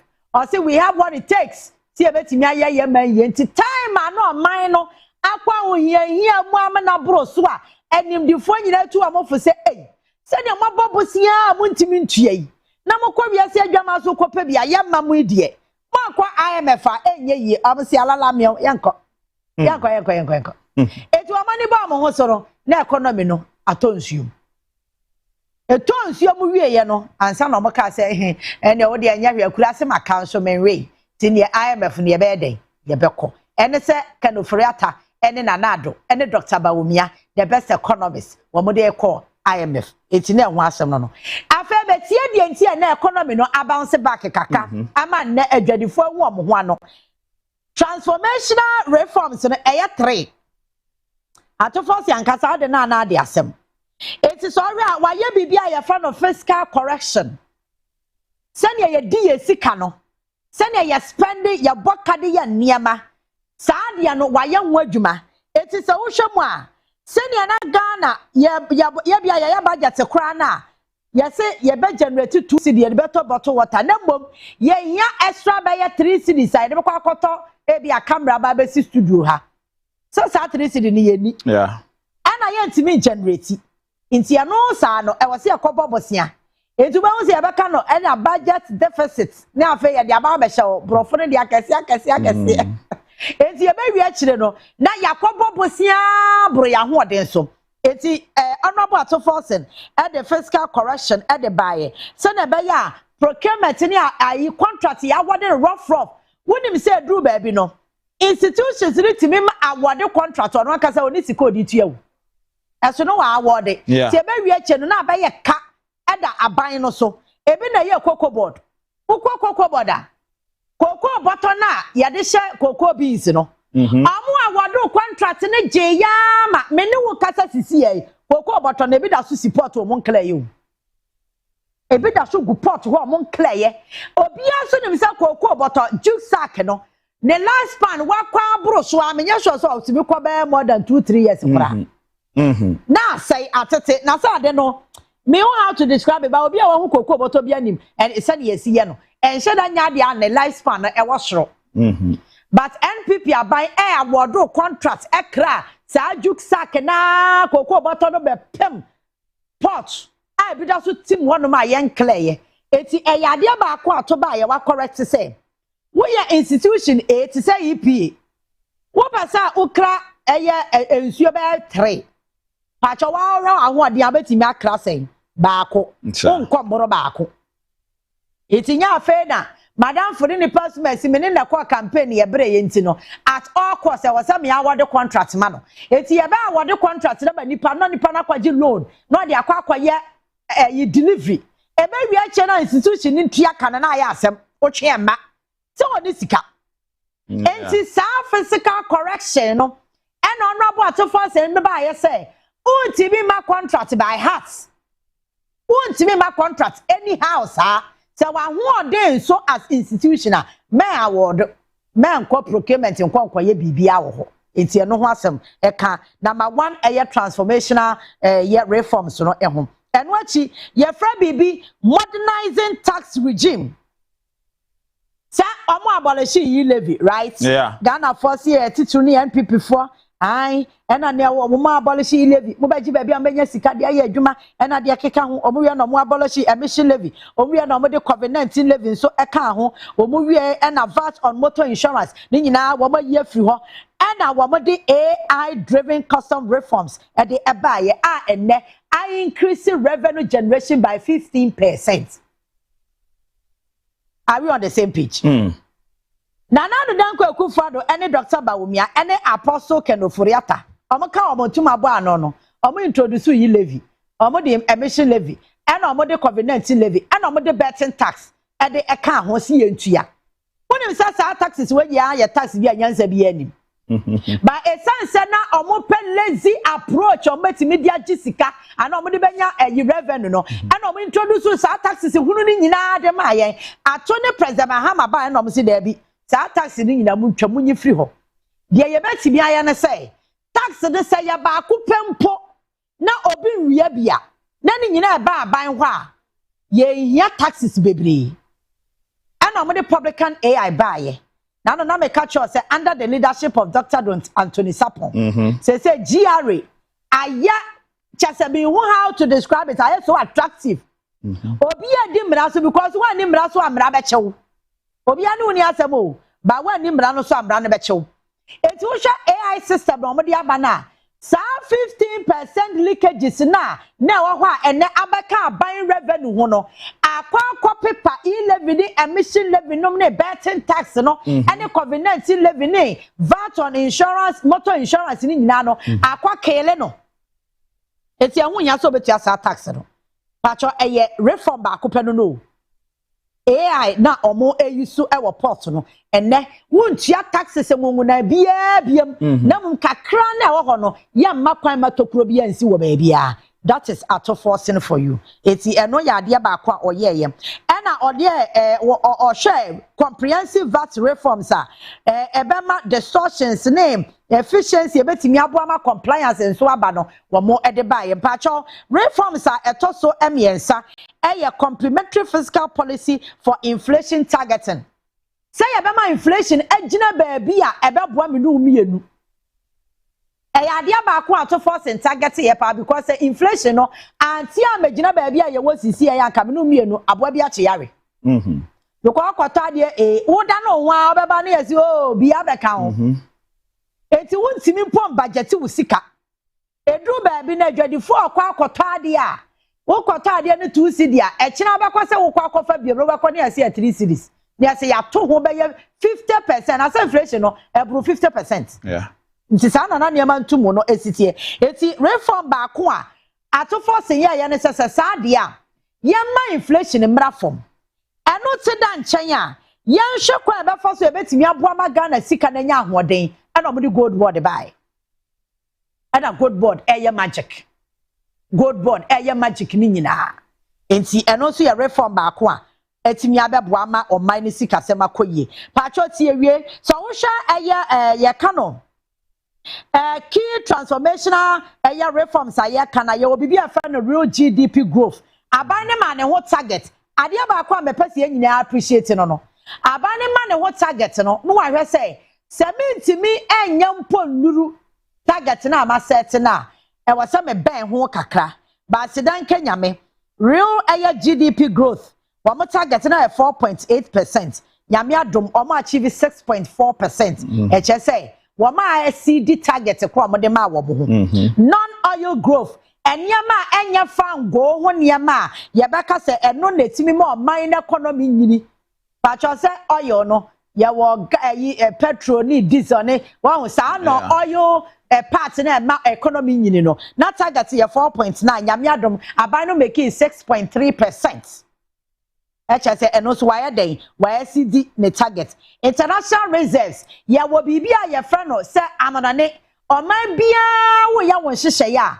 Apart from our domestic revenue generation awoye no any reserves awo no e was say wonya bi nso wa amanone e no na betimi aboa aso wasene na akọ abrochiri a watimi aye competition yie international reserve no na target e 3.0 nyame adom omo acd ye enya 5.0 ohwe primary surplus a target na 1.5 nyame adom wo mo antimi adu 1.5 but obunya 0.9 anka ahoden no ekwa kakam ye sure say by the end of 2026 no sa target we e was aban no otimi achieve so our economy now I exceed all the primary 2026 target as of June and yema aban ni ye na dwen so obeye 2026 ni nyina no chese wa ye adwuma ma afini mu chemienu no ensi ye but wa exceed target ni binom so already am ebo so ma we ya a primary surplus ne pe na won achieve the target the aka nyina wa SCD as of June enti e kire wo say adwumaden krofo ye bi o man ne sikasam no anyini so ohwe Ghana economic size aye use na anyini in the excess of $100 billion. Wow. When you friend accountability accounting to the people Kaneno na won se say ye nya sika kwa na bro so wan na eba be ka cho se sika kwa no ka chire be se fiafia mo e kra e wo ho no ma chire se no ye surplus so se dia aha me pa cho se wo hwa eniama amabobo so e dia ma we nyina e chire se ato is forcing nia me no mie no ye betimi aye ene se ye bedi nokore e dia ma aban ne atimi aso aban pa echi because wo hwa eniama aban no e ya me de wo ko wo hwa mention road infrastructure na mefa ensina fe yemra online no so emebie ahoma no big push projects eya de ba ko asese Ghana de ba bia ba fa bia hwe Ghana ho so wo pe so wo sa ban ni ye adwuma eya ahwe timamufo won se Ghana ni bia da ne ho reporter ana wadwen ko so obia kromu a big push project ikoso bia okugina kwa no so watwa o kire Ghana fo say ni kurom kwan yeye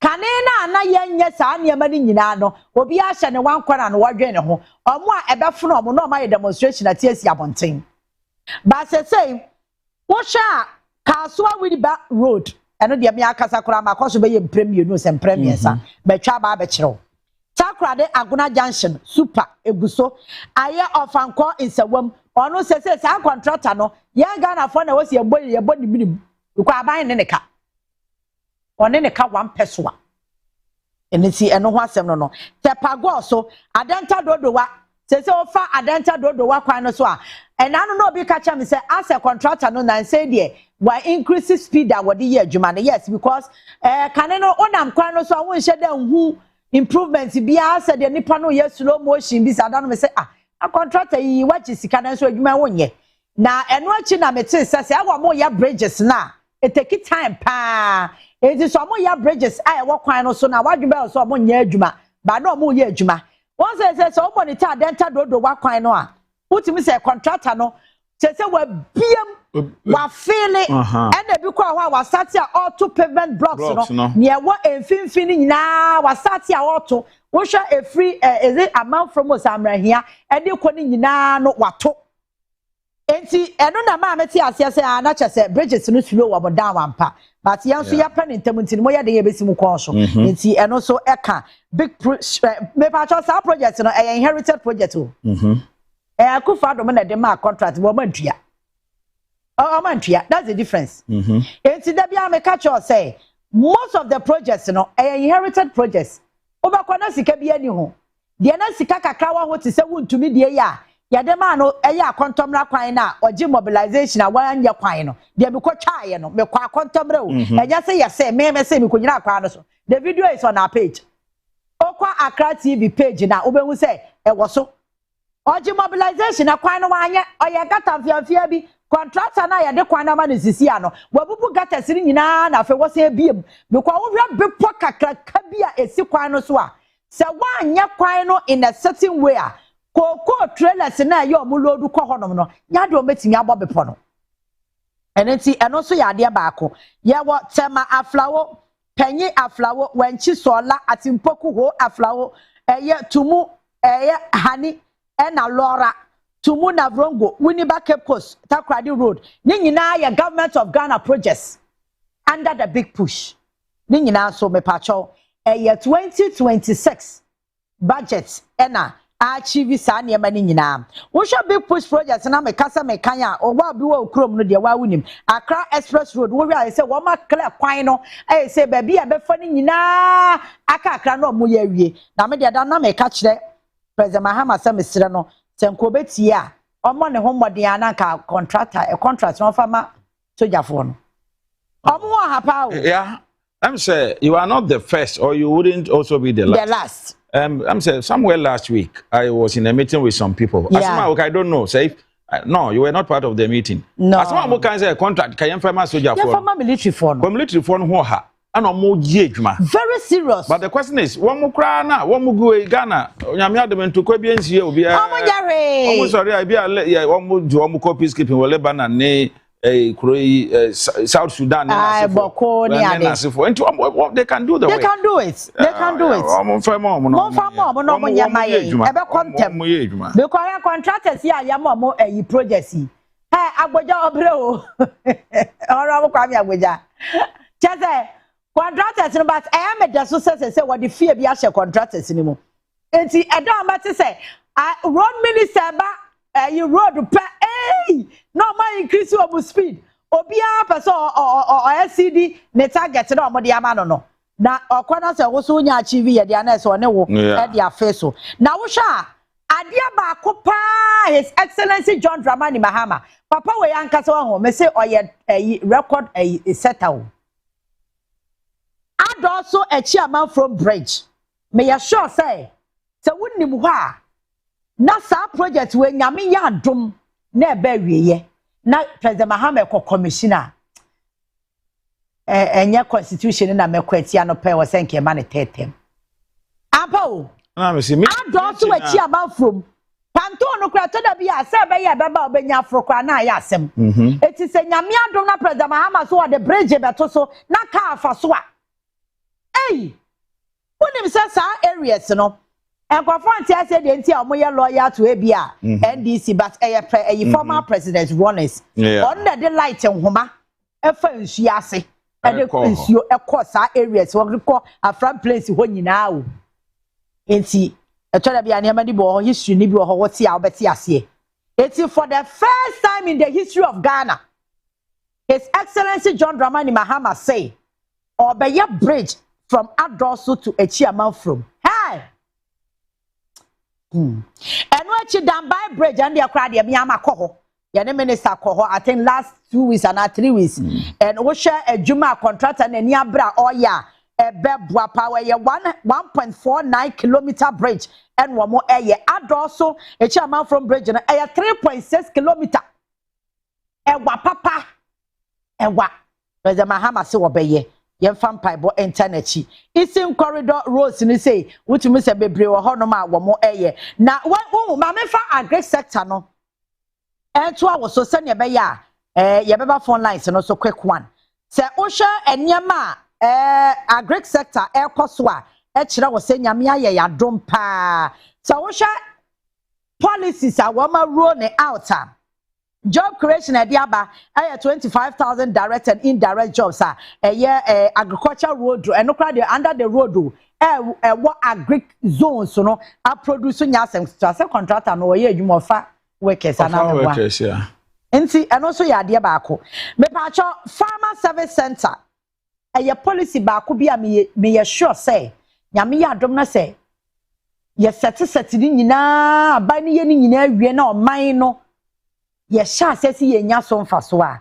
ye be appreciate because wo hwemu am aban say or the 50 farmer service center ba wasate a oye ho adwuma de kire ne say what the equipment over 1,000 and eba begum enti wo district na wo no obeso odua aburo anase bia bayre ana beans ade bia peso ye bia no equipment a wo behia de ode be plow asase de ode be dom ebi enro sese kwa de fertilizer no ye honorable doctor Rikopoku ne president Mahama Daroma free de ma kokko akuafo ene akuafo dodo a aka ye de ma free na no kwa de se me be catch you say akotomra kokko akuafo nyina me chia mo na no pay wo mo na ma me hu se aban crash ase a wo che kokko set e di ama wo mo kokko set no so mo se ne board empa o e hye mo 12 e wo box ba ko bia mu aban ne de chomo free o de chomo ene ti eno ho asem eno no nti wo kwaje equipment ni a obetimi di akwakoye wafuo no wuntuaka at the sport o because aban no wonim say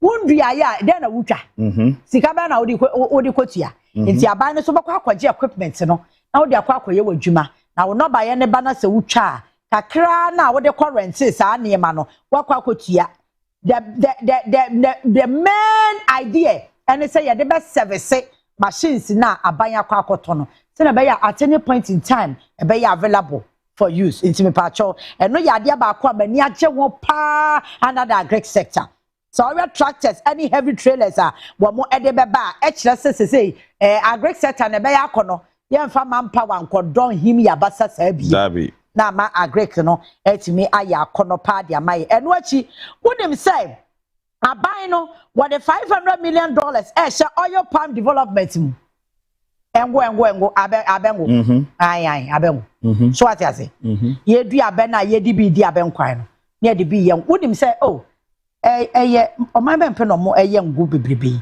Malaysia thank you very much senia enkofo wedi engo eji sika no nya asem keto o wonim say aben so kro be fa Ghana ha oh yes yeah. Malaysia for no be fa aben wo Ghana in fact omo so omo kwadru e kwa na aben no miensa na omo fa omo kwa na mienu awuo sesai eno mu dua baako na baako no eno ma na sia ye ne kakan na enne Malaysia one of the biggest country omo export engo anya asem ketwa Ghana ye betimi aye na awe fichire ya akra so de abedua si wakura ube kona abo na abo kama pa eniti aban no e de World Bank facility $500 million and awode ba be na wo hwa botaye ne se enipa be se 250,000 betimi anya adwuma ye adwuma na ye ka no minim ha wankrofo pursue say me pa adwuma ye hwa the last time me share ma me bi e wo ministries mu a o se wo pa adwuma ye na mbisa na say adwuma be no person ye wako school o se there be on co school or school feeding na me say enye da bia na waban ba power wodi wani bre be kwa akosua school feeding so hwe sa project ya agri sector e ba be yi sa wo ya wa adwen se wo be ye bia na ye ma facility ni bi na sa wo be di dokore na wa ye no wa ye ni yi a me pa cho enye adwuma ni bia na menim na nti a party fo bia mu ma adwene ya wo mo se ya nya school feeding na se ya ban ma power entitu ne women organizers no mo ne ye ka ne se ma na wo party ni mu no apart from school feeding o mo chesi hwio MPP for say no mo school feeding ho da bia NDC for mo school feeding ho yes mo de ma no mo pesa mo be think outside the box say mo so betimi take advantage of e bia buy no policies a wo ye na ye so ye just school feeding na chi di kakra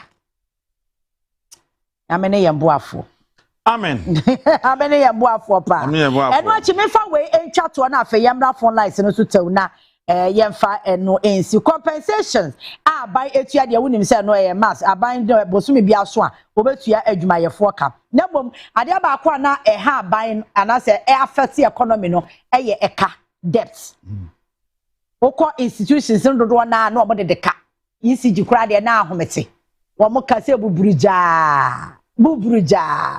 na ohwe eka yaburagu ho a na otimi se ECG na ho oden no akofom ne tosa a wope ye ka na say oh yeah the no ICU I oxygen media the so and say no watimi ahome so our debt obligations are 21.5 billion international debt in Eurobond debt service na 700 million no abai no watua independent power producer say wa wutimu say obeka no kra dum so no nyame adom because kania de duma ye nyina beka ade ya pa no so obeda hwu ya papa tin de me kania duma me dede ama jonjina party say me ye dede na nyame adom kania na gina so wo hwa eka na ewo ho a 1.2 billion dollars nyame ama aban ne chese ono omo akasa say omo roli ade no monthly enti eka na aye backlog eda ho no every month bia ne ama okakra na enu achi de wa produce no bosumi ya nso no ne atua okasa na be cover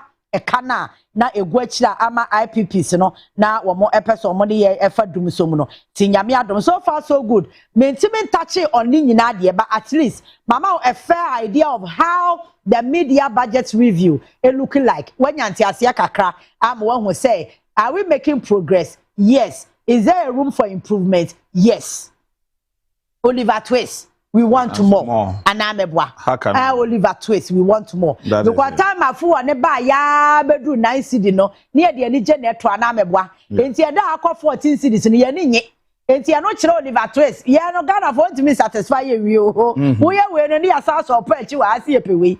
Enti e kire se ato wo for so na mom ye bi ka ho. Na ye nyina ye ho toye because kuro no one empire de yefo Ghana for de empire de yefo enkoso kakra bia bewusi ye dede nti say na se yefo wali akọ 14 say ye to ade emi ye nipa enti mpamocho mo kasa nche Donald Trump ne nkrofo na Russia kwa no nti ntokwa no ja akwa de na be no ha Putin asem na o ja ya de na be no ya on the reasons here o de ko na mo kra de na hamwa on the reasons anyway Joe Ashama si ochiawa Joe Ashama kacha Joe Ashama so de meka obetua de meka nti wanya no me Ashama communication officer NDC Joe Ashama okobiem ana Joe okobiem na so de o say Joe ko no post I know be contesting I really don't know but Ejuma Joe ye Ejuma Joe Ashama ye o contesting na ye be bo am awiu Joe is working. Oh, yeah, Babu Amwari. Oh, contest Joe Ashama. Joe. Yeah, Babu Amwari. Yeah, Joe we nipo. Oh, yes. Also adoka, obetia oka. Why? No. He's a very good person. Oh, yes. One say, Ejuma na de. Oh, ya politician na say. One how abe nipa, one abebre. Aye.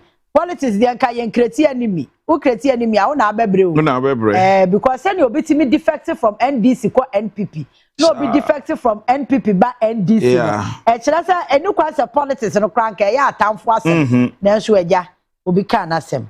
Nyame ne yembo afo. Yen ko for lines no so na yen fa few course na fe yen meye panel. All right. Auntie, we share now pay. The line is activated on 0302 771 Obi also.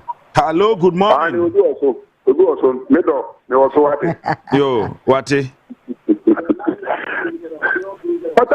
Yes, sir. Yes, sir. Hey. We no class na so na alasa. Me ka Africa so. Alasa ni. Alasa. We no kure asa me ka Africa so. No class. Aha. Eno ja container no ho. Me da so gina ho. Na dia to amu ba no boy no container no gate na no ana me gina. Hey, no class. We gina ho ati.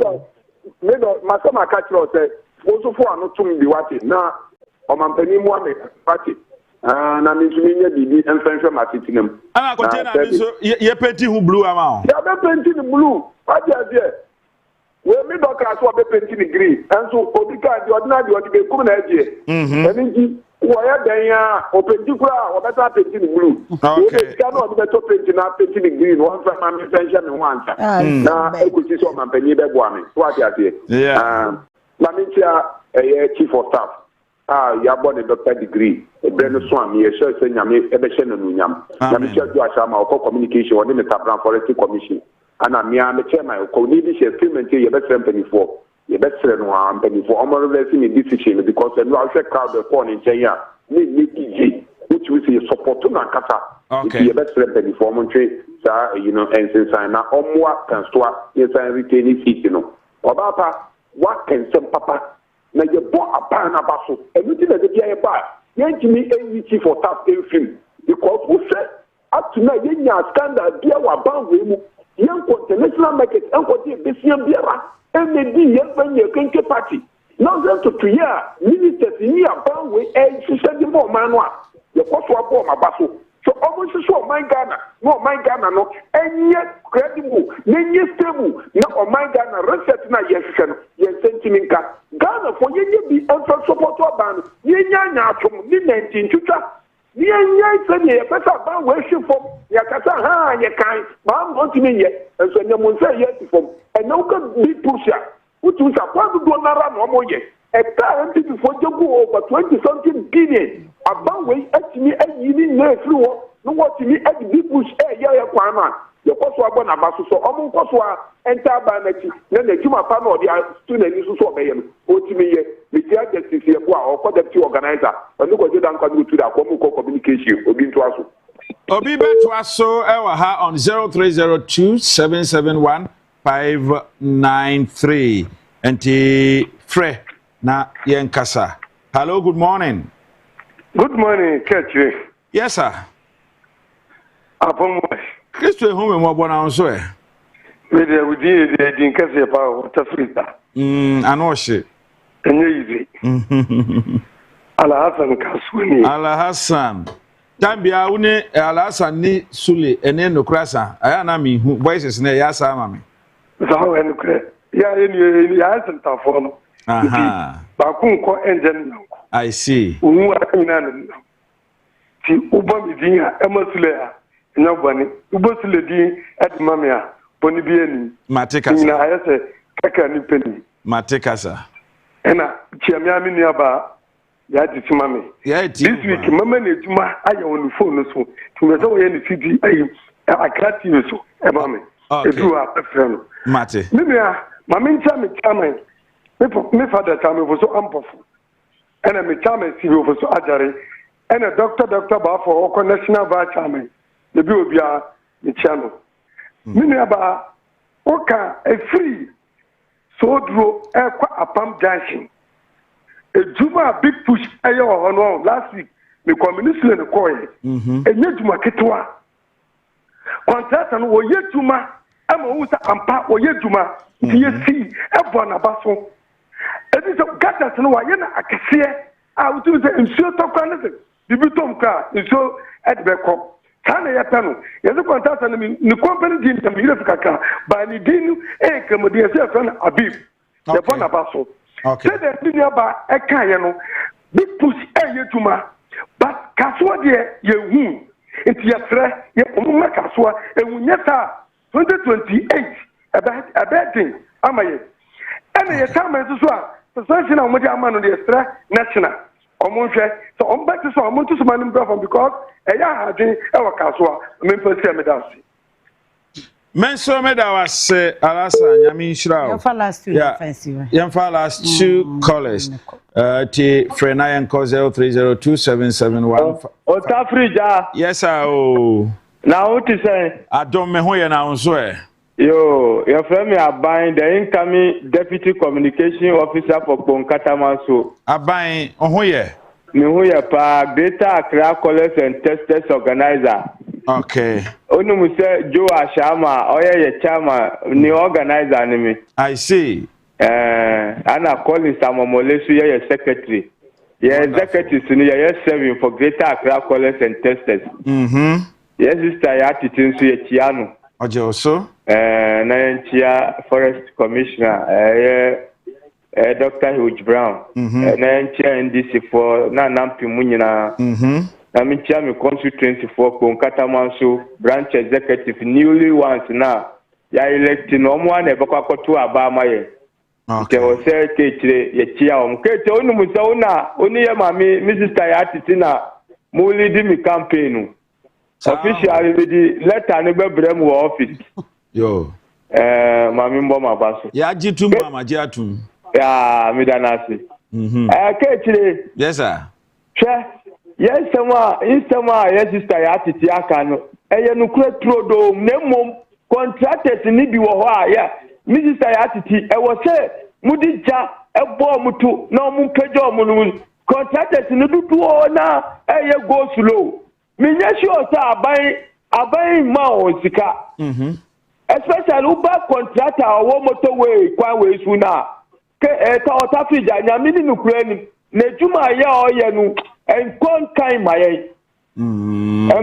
maye na di onam owo fiti ashama e fense motorway nya beti akọ e fense akoso monunsu onunsu omu pejo omunu president mama 4 years wey ye mpese contract bia baba begu de numu asio okay because ushe ye ina roads na especially ye constituency Ponkata Masu, Yakwina, Yedita, Otafija, Wabedi, one dance is a Ponkata Masu, Aquine, into the Jumama, Nasa, who Yakuasa, now who have constituency, ye constituency in the Munu, now who Diana, MPP for Sumukamanuntum, Abba Papa, catch the Amamanidia by Wudim, Mammy Kanami from Anusi, catch a baby MPP time, near move 5 kilos, not yentiminto 5 kilos. Of rice, na kana po yentiminto. Enti ena Ghana ni bia timinto 5 kilos rice. Eni angwa timi ye dani di, eni nebusu ya na ya sida, ena hotel di manyami ni ye isese John Dramani mama eni atu force, eni juma pa omu ye kete nyami kamu. Nyami kan so ho, e fala scholar. Na dia frefo ni nyina si.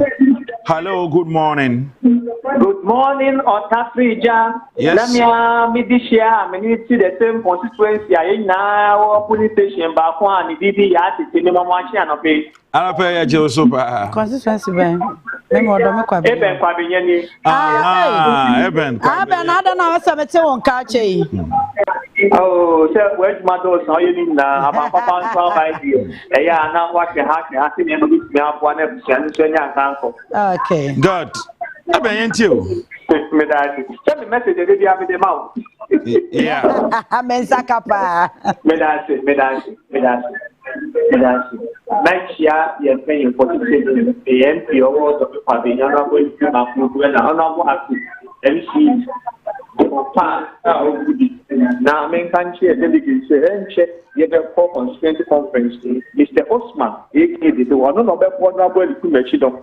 Now, I was heading to the next day, and at the oracle of the regional secretary of Greater Accra, Amos Blessing Amosiena, Abigail Elom, National Women's Organizer, so all born in Humodu Muslim, or back the Dumra American, Lodebra, so you're born a pastor and they have one in Abuja, the doctor.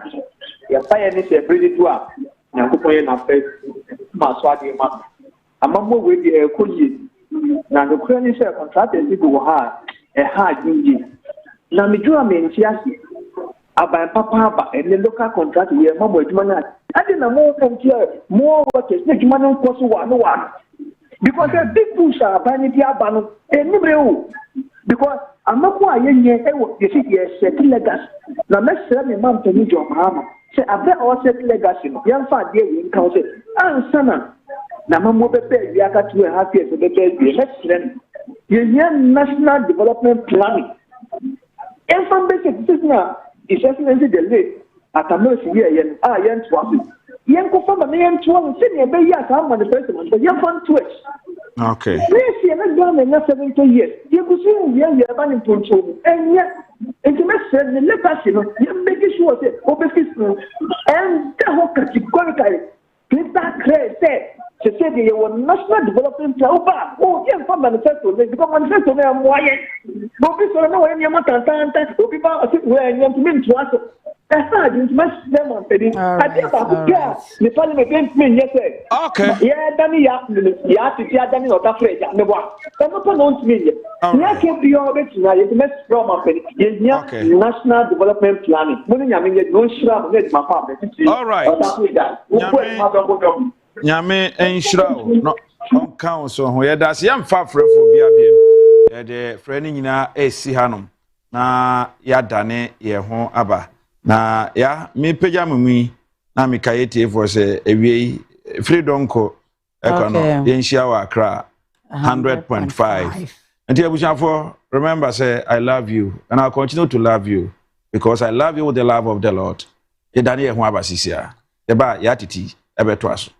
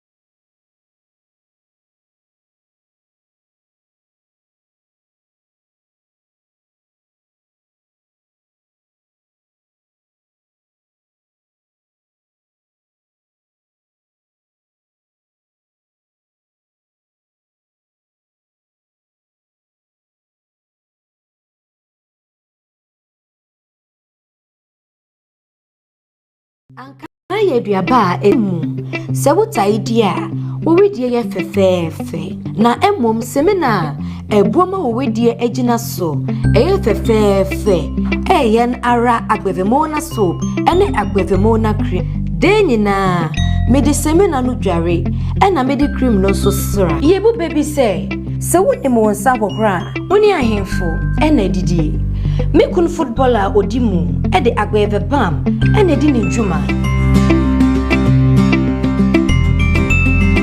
chenso onukra na offrey we na ye freno adwenkra e wo psychology mu. Hello ohima mona. Yes Mr. Bam me patro mayembre me agbeve bam e wo flight edika eba London me namfo no mu e ha me omo anya me secret no fa agbevemona soap ene agbevemona cream kutia honam nsansa ekro honama eyinka nantema propro agbevemona cream eboama tumifu kama ena ema honam tosod na hanaha agbevebam ya wuyi ano agbevebam ya ma honam yawo sisi yawo ubenya agbevendro yi ewo pharmacy shops herbal shops any over the counter medicine sellers FDA ajejude nkrato yi atu ya jumara na chakwa emu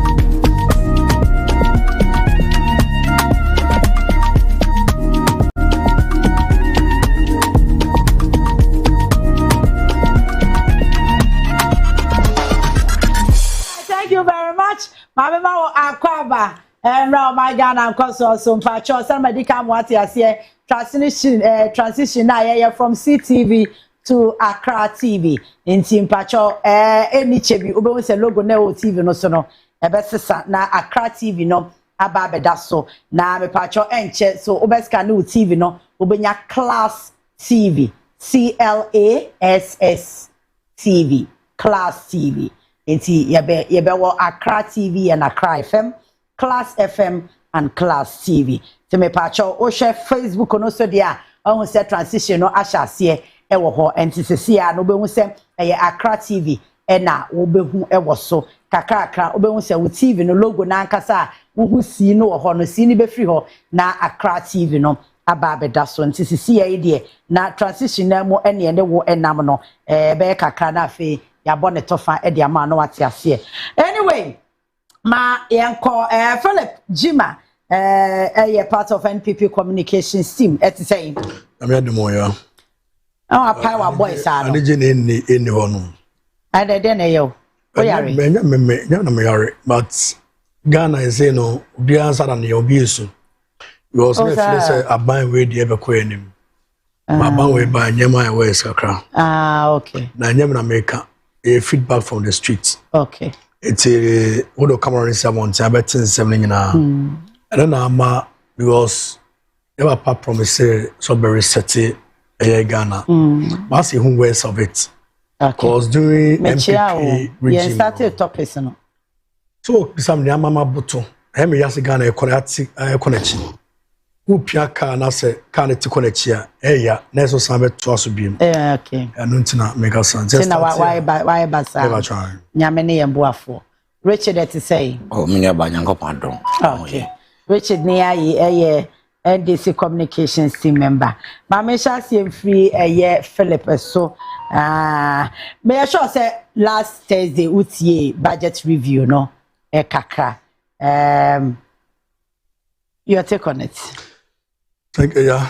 Medawase, Meche fearful, you know. Nemachia, me Prophet Samuel Addison, Eagle House, founder. Obi Meka Papa Nyamisha, Uncle Sun Kahu, Achimota, Eagle House, or Achimota Golf Hills. No, I mean, see the ancient Greece, you know, they're still at work.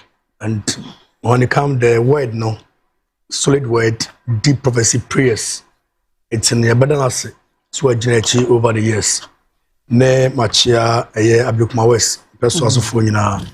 See the without the tea and operation, they say recover is sitting. I mean, my one day now 8 years sitting back. Machia Chema William and not ado. August on the 2nd, within the birthday. It's in a marriage happy birthday in advance. I mean, canon wisdom or dear mano. Finally, Machia Dr. Modubom, yeah. Say, TV say, what the TV repairer. Okay. Phone say, what the phone repairer. Ghana economy, no. MPP be fixing and it's best say, no. Over the years, it has been conversation. Would be a TV radio, and one for Kawasan. Highway to my face economy, no. But translate the moon, say, in your doctor of economics, Biano, MMD or my way name. The next MPP administration, no. Dr. Modubomia, Budget Power 2028. Okay. Obe face Ghana, amaye hu say saye wo brains wo my way mu. And the next MPP administration, no, some mistakes be any previously, no. You might see what as you repeat those mistakes. Sabi mistakes and shut that say make such mistakes. But in BCC here, we make conscious effort to fix and make sure say we Ghana konenim. And not Singapore. Any Malaysia and other places are some of them age mates. National Biomadu means any good leaders. Yeah, other than America, sir. Me picking away from President Kufuor. Me saw when you and the Ghana corner him. Now Ghana if you need loans tata ya mewa. Mebwana. Me too. Oh, maybe some question. Is now maybe some question. Me na maybe some question. Now will be some question. Telephone him. Na Kufuor time we fear any loans after na Opera Square before bed pouch obegi loans ni Ghana kono ni bebre how expand your rules economy na booming since we nyama ekonomy President Kufuor free so na President Mills and Mama Besum Fofi anto atane President Mills etwe ni hwe dan Mama Besum ni short we no say arenam ono anu mutom arenam na kadompe o collapse a movie industry emane movie industry collapse tin sorry enema ene Yvonne Nelson and Crawford a demonstration ti aban no odwe ye so say sika ma wo yo mini Crawford sell my Ghana my investors from my room quick that do so 10 people be so no na Ghana hatata around that time na kase be free education na omoye omwa to the sense o be say Crawford sika no efa Benyes can go no say serve akunkulu mo e hoto hwinim o say benyes can won find their first free education na me adom it me ye share ma in your first term in office on record NDC couldn't campaign on economy so that's it any idea nim ko anim so sir COVID is set in nyema ye basa not me import price on goods and services shoot up. Rice around 35 cities. You could do 90 cities. And then a yama 7 a cheap or Ghana. And yama price shoot 2 year. We all share any year and across the globe. Because maybe I find money free no. Now a yaman a short labor, labor. Container crowd in yaman begungo. I increase it times 100. A hawk young yaman with no top. And the law of demand and supply. When the demand is high, the price goes high. You understand? It's in the yama way, you know, a course, and a man yama code work. Now, you bet in 8 minutes. When I say, you say, protect me, no mean way. And now the backers, the fellow Ghanaians, on no shame, yes, sir, we protect you, or sacrifice economy. And the year. It's a time, you have a free abamano, and if you could do 52% or so. Tama ye be free na bad down one be do 20 something. So one yen be so akoye ni no. Be na e ba for him say dan e ba form. Una ye president cry na so ke be form. You've done nothing. Now, a ye budget na it's when tebe bresa but the name you expect no. The commentary something ye nika cry me hu ye no. Em this sana because ye nwa we mo omoje power no. It has been campaign. And I campaign. Now, would see certain comment from Dr. Atufosina. Now, we could see Facebook, na comment session, which may be actual. How are for dinner terminal so far? Yadia Kunyan da Shamon, some campaign here. More promise say, do only be dino, mo bar, by share Yama Maa Sem Nie Sakonano. More promises do only me Jumayeno. More 24-hour economy, ba, amoni panenya jumaye. Eye me down for no, me no. Sister no street so osu na not how the next bread be free abano. You promise all those persons. And then today, you are still blaming MPP. And if you never so many. Okay. If it's not broken, there's no way you will fix. If you also fix a boo, and also by fixing, why do you then blaming the previous administration? Blaming them for going for IMF and all that, IMF loans and all that. Okay, one ya maintias administration we. Open loans a year IMF or blame we see a coin as a for. Hey, Ghana for you and Parliament and on my approval near the coin. And yet Kufuor President Kufuor and a sorry say me call IMF. Now the situation around that time it was a benyeska. Time for the bet when ya sky free. And in fact, Skabia so be receive bet your man loans then on the year. Parliament no on before the two more. If you around that time, now Parliament no na close. You have a boy. Parliament na close to the sense majority. What's that? But not for me na no moye ejuma. That's what you say. At that time, 135 or so, 135. And there's only one person on a business. You understand? You see, a difficult parliament versus when it's see money. So, government, if you want to do business around that period, it's extremely difficult. It will be so okay. Unless when your minority be a support, there's no way with my way. And the loans at the bar. Parliament, NDC, MPP, and Santa Committee, the head require a NDC, MP, and it's we says one name parliamentary we says no. And you know, sometimes pending, you know, they know in that places in the ana majority, a public accounts committee now, mostly ana minority for no year head. I'm trying to say business no cost of parliament, you know, and your MPP, any use your discretion the business. I get you. Yeah, you back together, yeah, business. No, it's you know, if somebody be a konya betra platform, so imagine we say who the modern as for now. Parliament, your parliament, okay. Everything goes through parliament, and the loans will be at the end. And it means they are there wasting our time and taxpayers' money. What does it? It's you know, yeah, I'm trying to say, yeah, you know, it's not about brofu nebedi. We are fighting for the ordinary people on the streets. Okay. And you more promising, you know. So now you won't more promising 24-hour economy. You to legit to Abamamo. Yeah, I got you say, Dr. Tu, and you're near. And then I'm more here to make sure say 24-hour economy. No. it will come to fruits abema portfolio jumaye. Okay.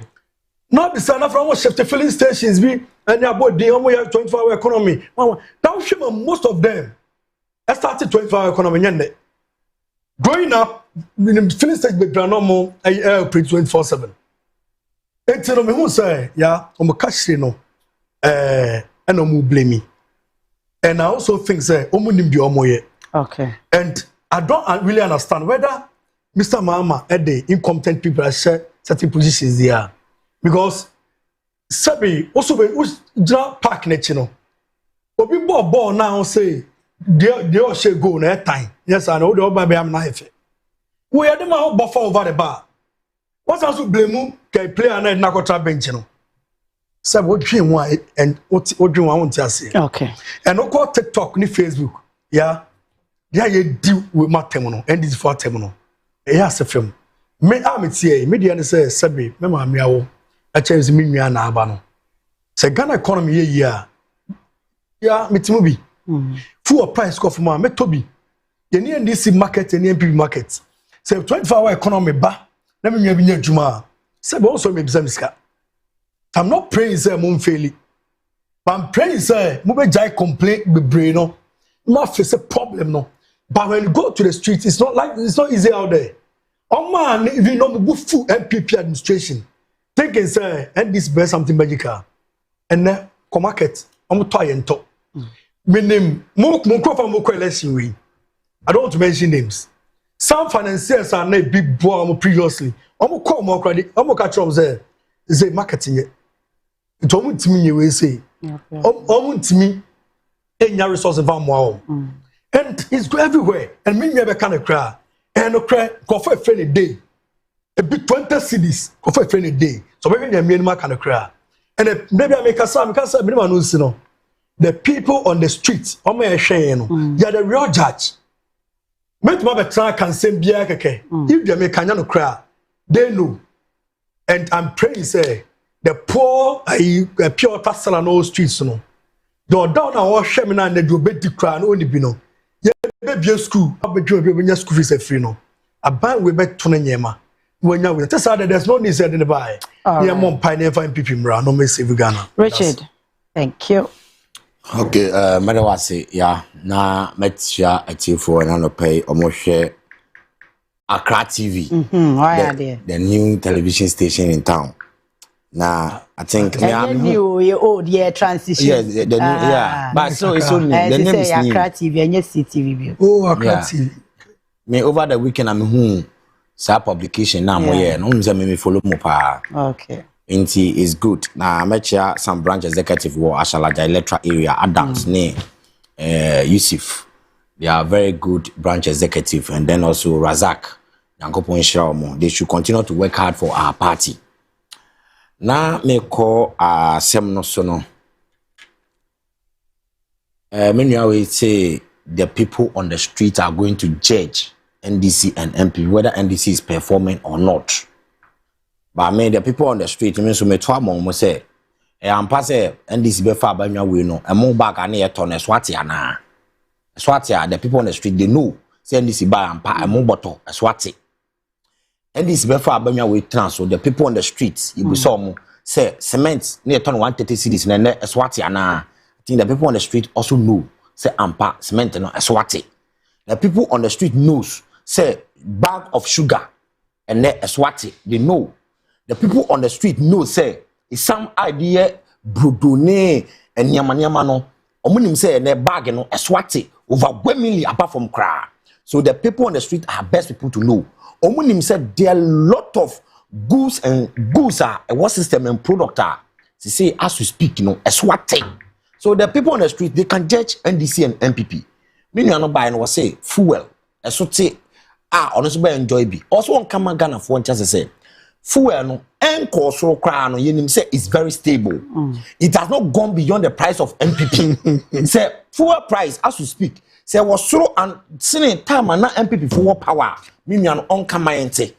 And now say the same thing and now it is lesser.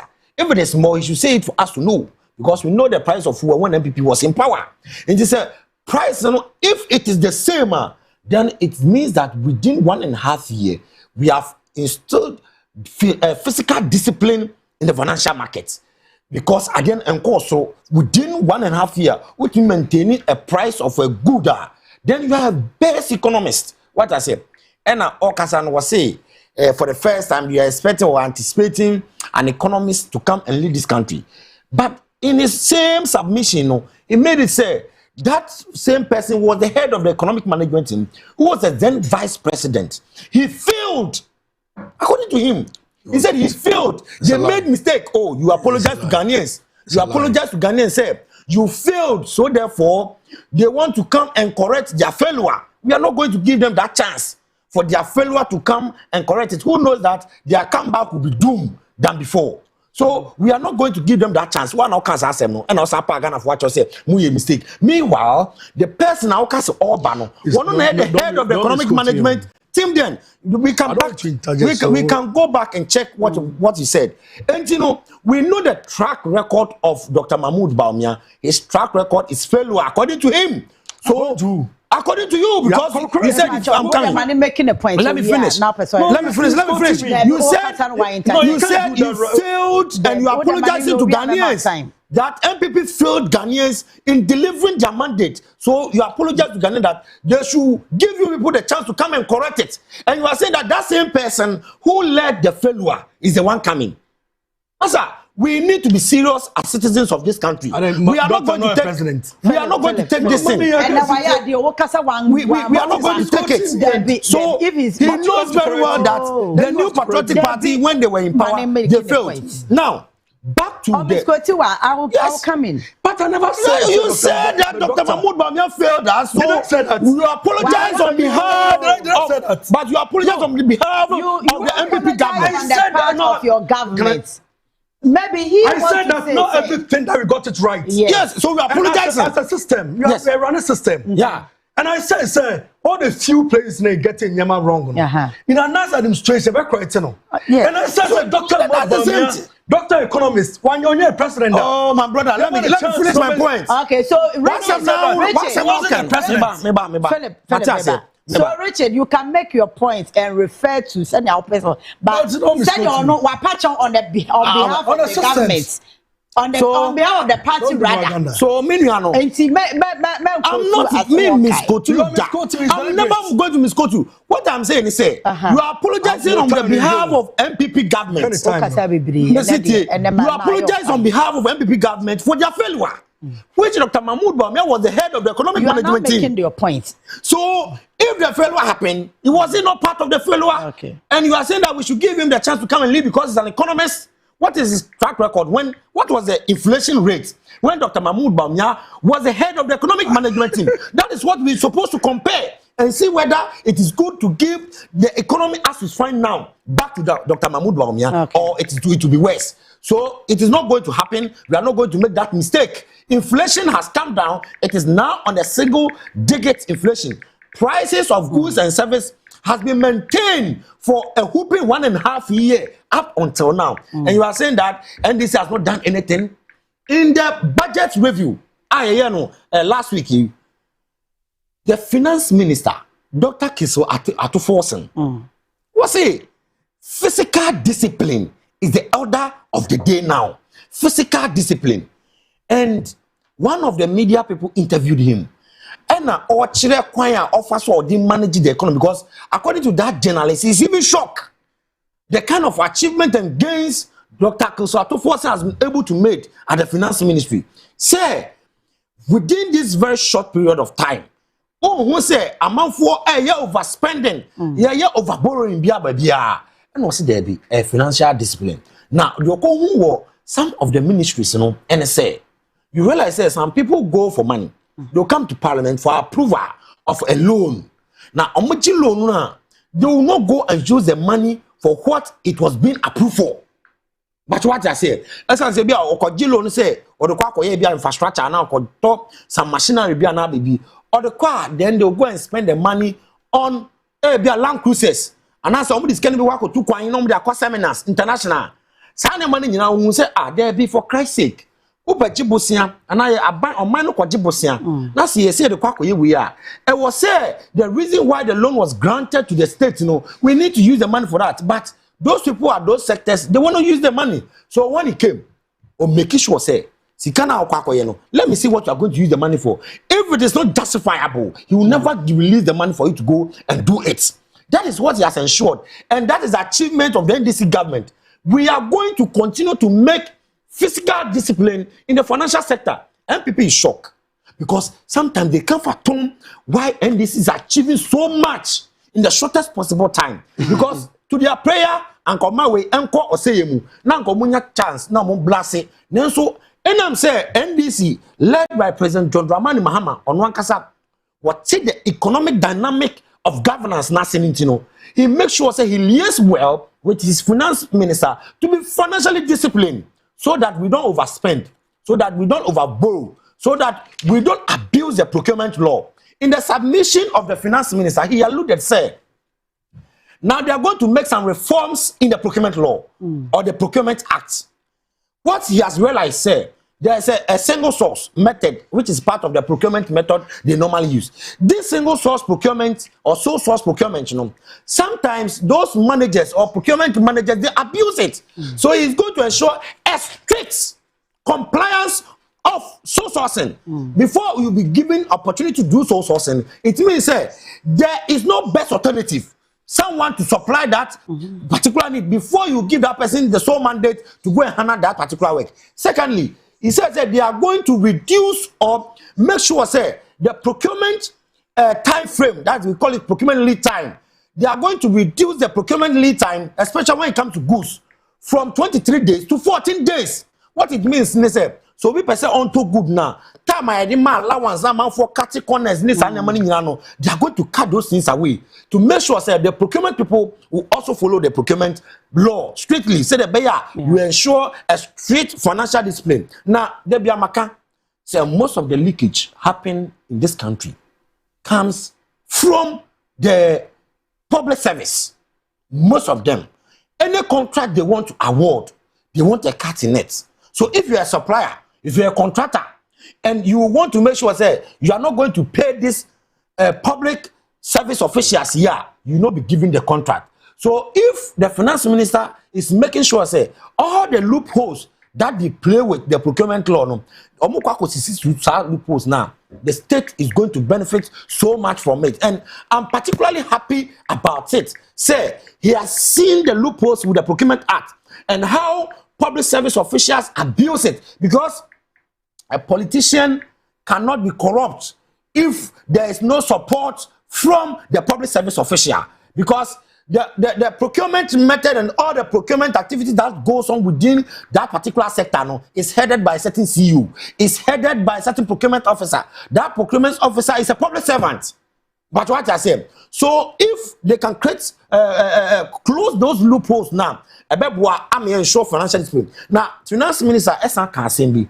Now, Sasam no kind was say the bottom line for all this achievement is to make sure they protect the public purse with discipline, and that is why we are achieving this. Now, before me de manubesino, me pa MPP for chow.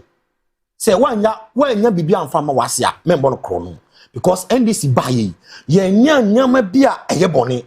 Unti say NDC penny bi ana obi akodi corruption activities bi on agency bi the MPP time day after day, but you see papa we are turning inflated amount and all that. Sanema, we are closing this. Learn from us. I know very well. MPP has always been learning from NDC, so this one today should tap it so that when next time they get opportunity, which I know is going to happen in the next 35 years, when they get opportunity and they come, they should learn this. They should write it down so that they will not just monitor and throw it away. When they come, they try to abuse the system.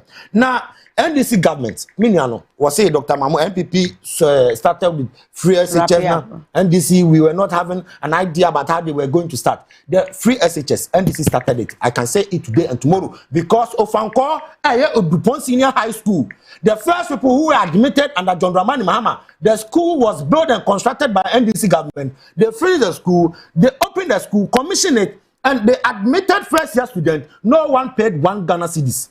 No one paid 1 Ghana cedi. It was a community-based senior high school, and that was the ideology. That is what is enshrined in the constitution, that we are going to have a free SHS, but it's going to be a progressive. And we started it. There were other community-based senior high schools, NDC started progressive free senior high school. So this one is undebatable. Governance is a continuous process. And to say, and they are also enhancing on it. You shouldn't say MPP started because we all have the records. Of course, we will applaud them, say,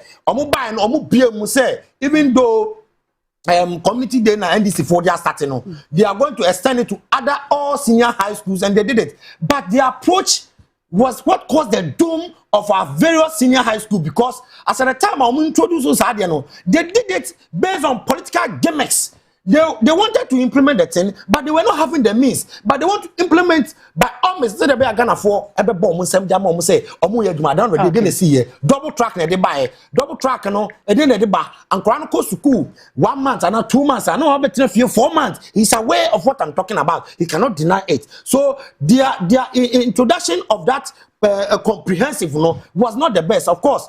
Now, we started the progressive one, and they came to continue and make it all other senior high school. But their implementation was poor, as alleged or as said by their own former finance minister, former finance minister of MPP government. On one case, criticizing their implementation of the way of implementing free senior high school. So I think, when it comes on media, you should have some of this fact to support so that Ghanaians will follow through.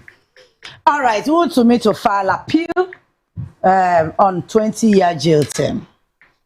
Yeah. We were to poison a good system in him.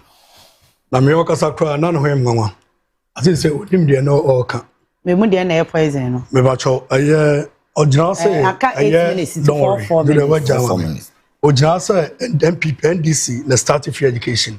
Enwa so onfere ade na otia physical na for omo kan kamu no hwe. Omo kan kan na. Mr. Mama ejina St. Pizuka said Fred case made more than 20 years time. On record, everybody can go. But do you know, sir, there's also on record, so Omolanche free. It's never on record. Oh, it is on record. You need to go and check. That I'm not Professor Jenny. No, because somebody said a question. I don't make us say, Samirana said, misinformation. No, we need to. And misinformation. No, the records are there. Omo yes, sir. Omo Google Mount. Me Google Mount. Me time we can. Omo yes, sir. Omo see community schools. But omo ye community schools and no mba. In fact, community schools don't see no. So was it a free school? Who's the community school? Free school. Yeah, man, flu. And for me, I ever correct it. That's what I'm saying. That's fine. Yeah. See, say what's a free community school? Area no. Now far from obi malam. So obenanti about community. Then by number we united boarding school by facility. Yeah, attach here. To make sure it's a very important. So not me back N19 from Malam to Cantonment. And so I call community school. Oh, you know, planet and time, no my year, no more nam say bomb of fuso. As a baby. And I saw me kind of Miss Coat team. It is on record as a year, His Excellency Dr. Ahmad Bawumia has never been a president. In fact, he only advises. Okay. And at the cabinet, the sole decision lies in the bosom of the president. Get to know this. If you don't know, I'm telling you. So you can't sit here and blame him. And yeah, Mr. Mills, Prof. Mills. And yeah, Mama Bae. What do you mean? I name was Scap Basal, that says say Ghana. No, go on, Gabacosu. Only one. I know Yamata time I won't train. And my dream of Kadumpe. 2 on ma, as you need to be learning. Chief, madam, when it comes to me, the MPP, we said it countless times. You understand? And we believe, sir, there are few things a man, it's a judgment bar. But whether you have to go for appeal, and I'll say, uncle. So when you have fresh evidence, what I say, what's it one ground, sir? What do you call? And also, witnesses now, they say, on the ball. I'm going to show up in the first case. And as a judgment delivery, now be a judge in the mind. If you have to say loopholes, a woman, uncle, yeah, what's for second hearing or Supreme Court. I don't know, yenya bebre ma sabi yenenje because wo witness na super high court judge no fast on witness on behalf of the state na nkrofo sabi na omukra na yedwuma assassin so to in law crowd aiding and abetting outshom so meka untumi mum na sabi egyina so but a lot has gone on. I don't want to say much about it, but yeah shebotum a call appeal and even with the on. Okay. And MPP sounds feeling say there's serious injustice because of my under this administration. Yeah, we have na obi send DC first vice chairperson Abanga Joko Kwa invite no. It's alleged so ye galamsey. So now you wish just in cover the same applies to NDC national organizer. President Mahama so bunregunasum. And again, I will win a parliamentarian MP. Yeah. To the extent where Galan say na member of parliament NDC Oscar Labi on record say I am for now no. This is my show. One round with fast. Okay, alleged. I'm my for now. They bring evidence. I am for now. Yeah. A border with someone in a trance. So, on I'm saying, no. To extend so much can sue if you want. I will win constituency. Several of them. Thank you. But, and now a ban say, oh, yeah, but NDC and MPP. Now, many man knows, no.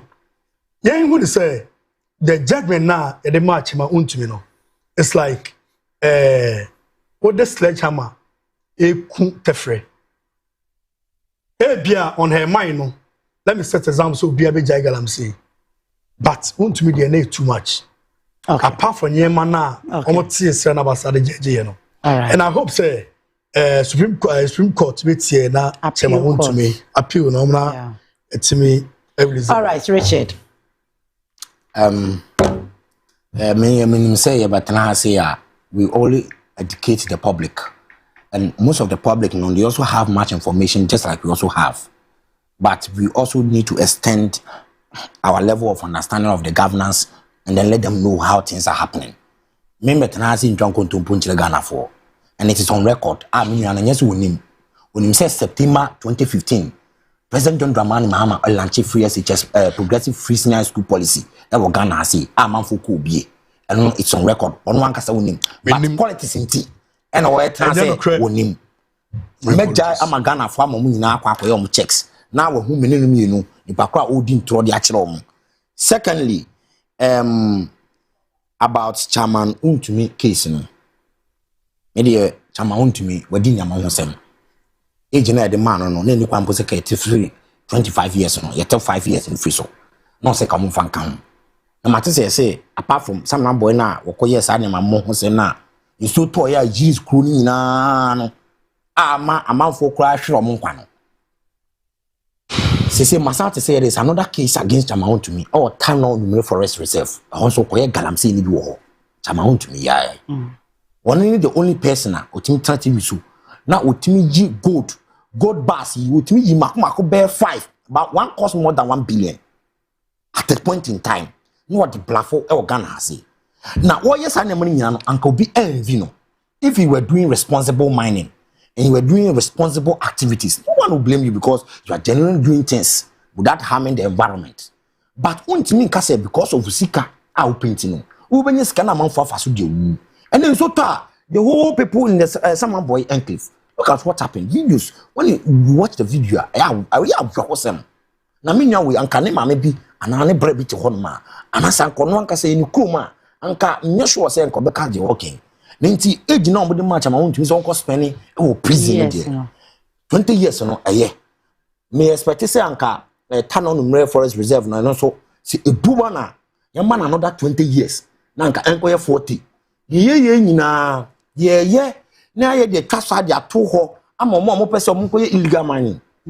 Because sa illegal mining na akoso no enye ese man ese amanfo life ekunipa hwe obi betima wona ne nsa no instead of 5 fingers na akwa 12 oko Western North regional yes say according to Ghana Health Service so it is MPP led by Chairman Untumi na akoso sa nyama we nyina because he was doing illegal money with impunity.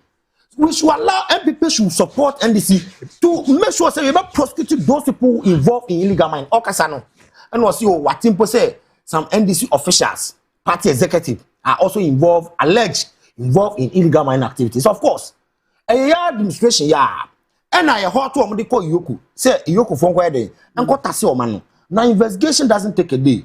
Chama want to make case we. Say you see it started back in MPP time 2020.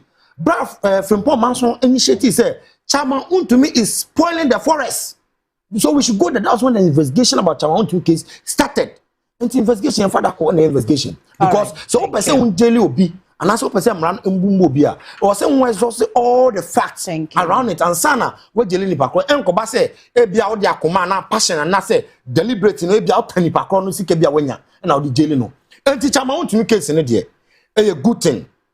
Ghana for any MPP for any support na Chama Untumi. Want them, in fact, not MPP for chow. Say almost support to you. Say Chama Untumi was spending the entire 20 years. It was jail.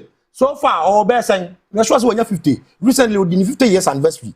Say you had the 20 years and back on about 70.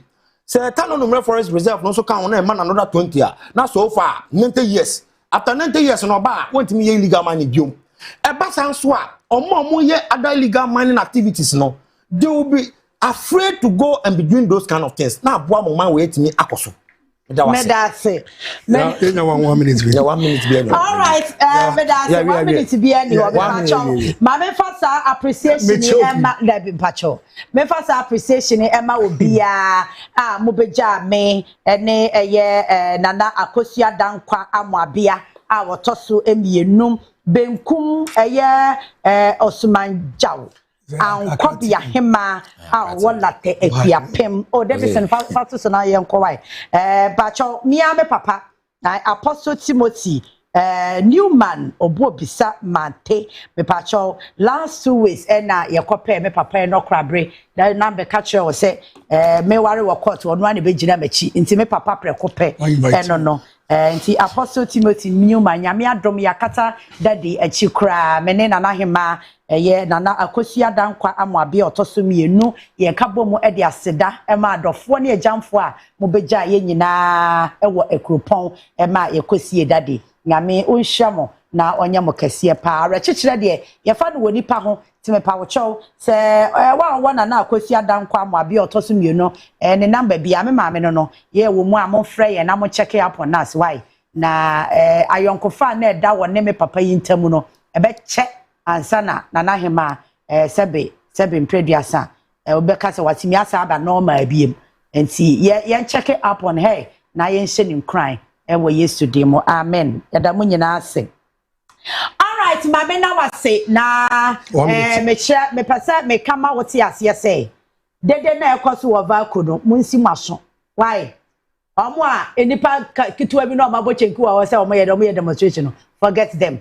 Me pacho medical what ya say there will be no redundancy e wo vacuum ade na ekoso no womo enye sika di womo a womo aye corrupt e wo ho no no mo ye dede no allow them, let them make noise. Vacuum will work again o massa ni pani abre o ye padwuma ma boys aye enti enya sa nipa 2030 na womo go na ma shada be headline over 200 over 200 munye serious wa Mashada na nemamu amono because mudu don't mean anything to me. What I say, the vacuum is on the right track. Munye de oho, the ebekoso ama capacity no o matrim ama ya fani pa adwuma. Moye greedy pa chasa mon kwa pese mudidi. Abra company no say ye yi anipa dodo na ba benya adwuma ye. Nyame fa mo bo na nche mo. Ghana for mo amotita ba no say enclave nya allow them to make the noise. They can make noise. What one can come. Anambwa. Nyasa na kabro for no. What can come? Oh, massa, chef. Me ankoye nim. De besi ebekoso. What you say? Nyame adoma achina ye no ebesen hia. 1 minute. Live wo Accra TV so we kakra ka be say see logo na da so no ebe free so na yaba Accra TV ba sisi ya me no wo kasa ye kwedie Accra TV na wo hwe ma me na Richard D ayase na me na Philip den na pesa wo ka wo chia hwan me chia Ghana fo nyina It's MPP. It's a galamsey. Any galamsey beam. All right, thank you. Call it a day. Bye bye. Any galamsey is here.